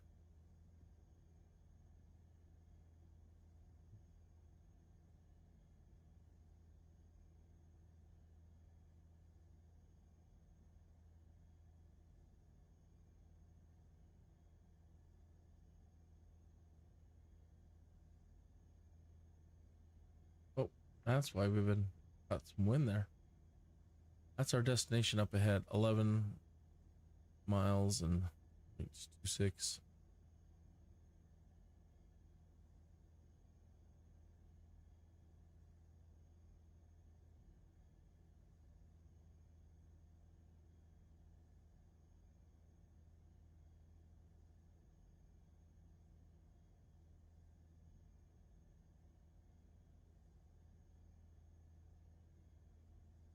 I drop the nose and speed up a little bit.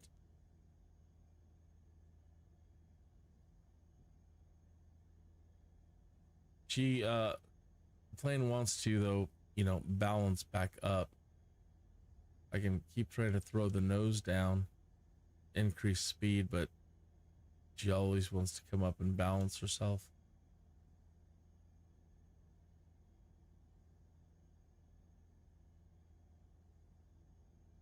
I can keep it staying right there.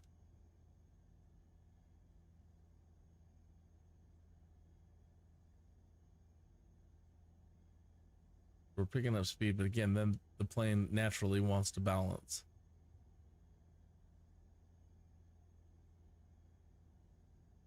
Trying to find that sweet spot where I can pick up some speed.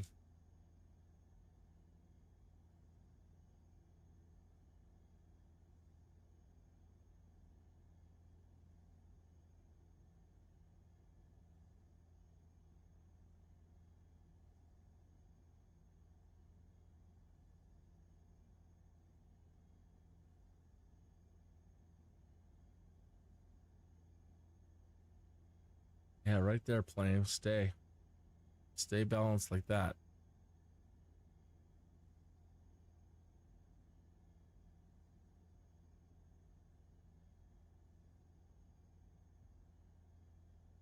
No, no, no, come back up. Stay down.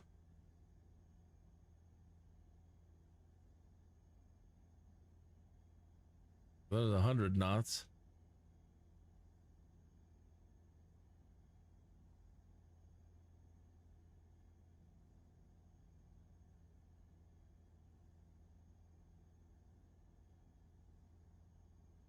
Down.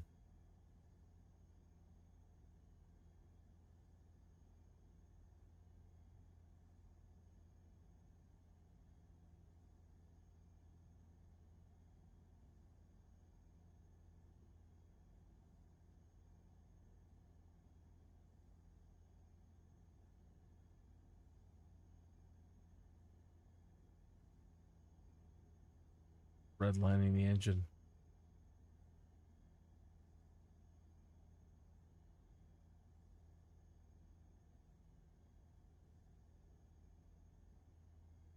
All right, let's call this in.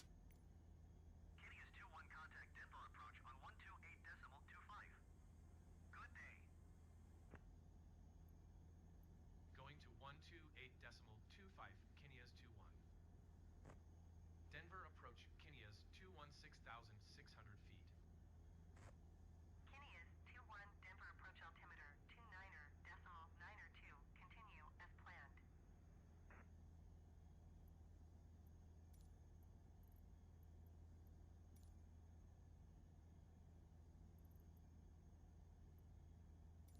Tower Kinneas 21 is 5 miles west, 6,400 feet with Give us a straight in. Give us a straight in. Kitty is 2-1 tower. Altimeter 29.902. Nope. Fly left traffic runway 26. Still might be this side though. Yeah, 26. Fly left traffic runway 26, Kinneas 21. No, I was wrong. Other side. My bad. So I still thought we were coming from the west though. So that is if you're heading west.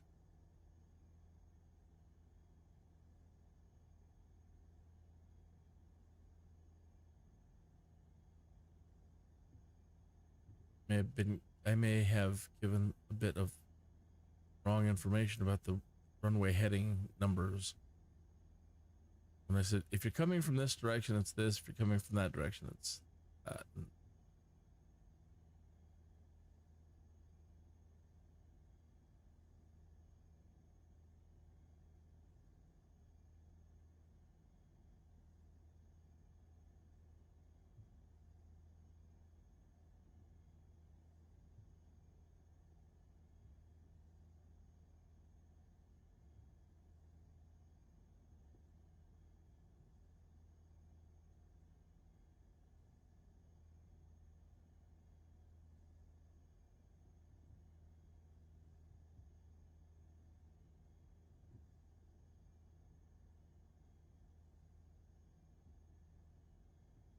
Still keeping the nose down. I was flying in as fast as I can.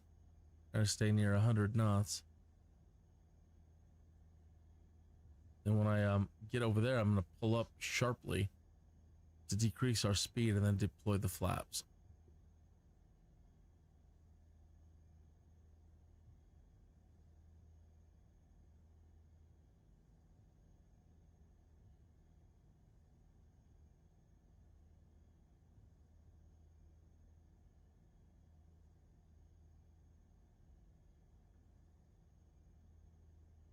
All right, I'm gonna nose up, leading off our speed. Wind calm. Clear to land runway 26. Clear to land runway 26, Kinneas 21.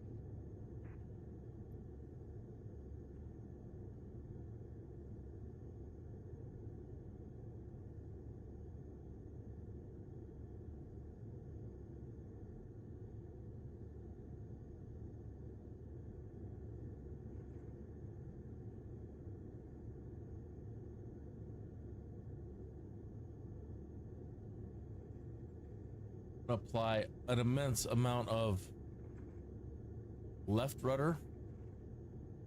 I turn the nose to not only turn, to throw my rear end, my tail, trying to spin my tail around as fast as possible behind me to make a super sharp turn.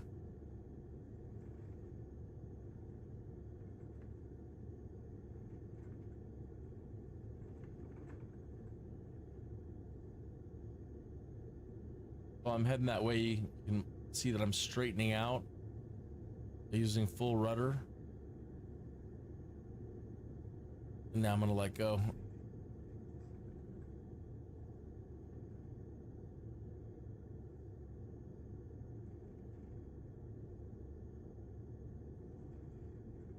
Apply some rudder back the other way.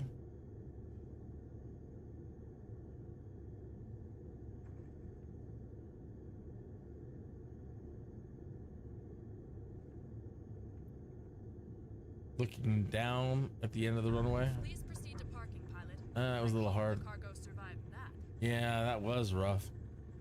Not bad. Contact ground for your parking assignment, then shut down your engine. Kineas, 21 exit runway when able.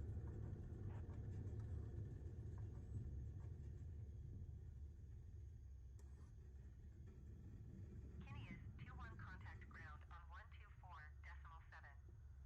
Yeah, that was pretty bad. 124.7 for Kineas 21.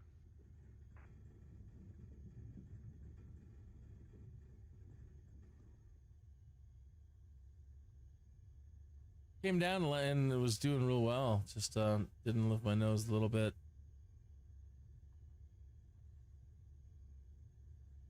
Should have lifted a little bit higher.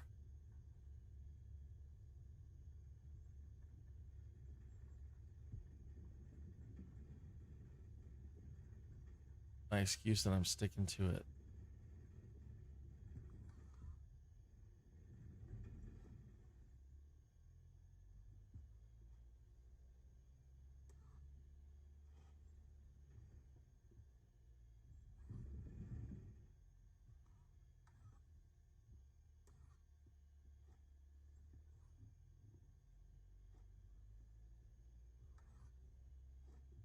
All right.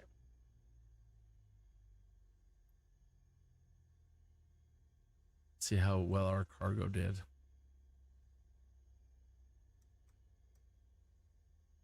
Flight crew, be advised, the fragile cargo looks extremely delicate. We have secured it the best we can. Please taxi with caution. You mean taxi? You're supposed to unload.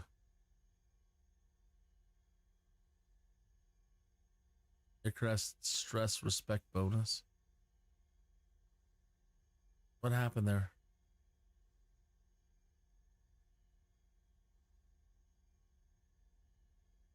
I don't understand. That was supposed to be a drop off, not a pickup.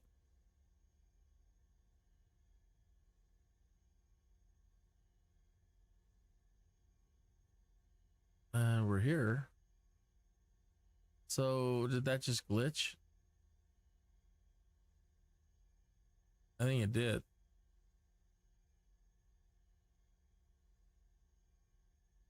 Well, that's probably a good place for me to stop the live stream for the day. I'm going to keep at it, of course. Hopefully by tomorrow, maybe. There's a lot of flights to do. I'm going to have to reboot everything and try to get it squared away and working fine again. And then I'll keep at it and see if I can get us closer to getting that Cessna Skyhawk for tomorrow or the next day. Probably if I just keep at it, but it'll be a lot of flights.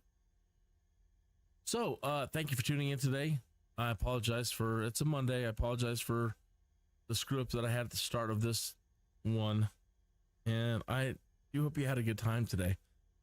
I could still definitely use help with likes and new subscribers. So if one of those, you subscribe to me, I'll subscribe to you. I'll go check out some of your videos and I'll do the same. I'll like and do my best to help you out as well. So thanks for tuning in to Kineas, Skydude, and I will see you tomorrow.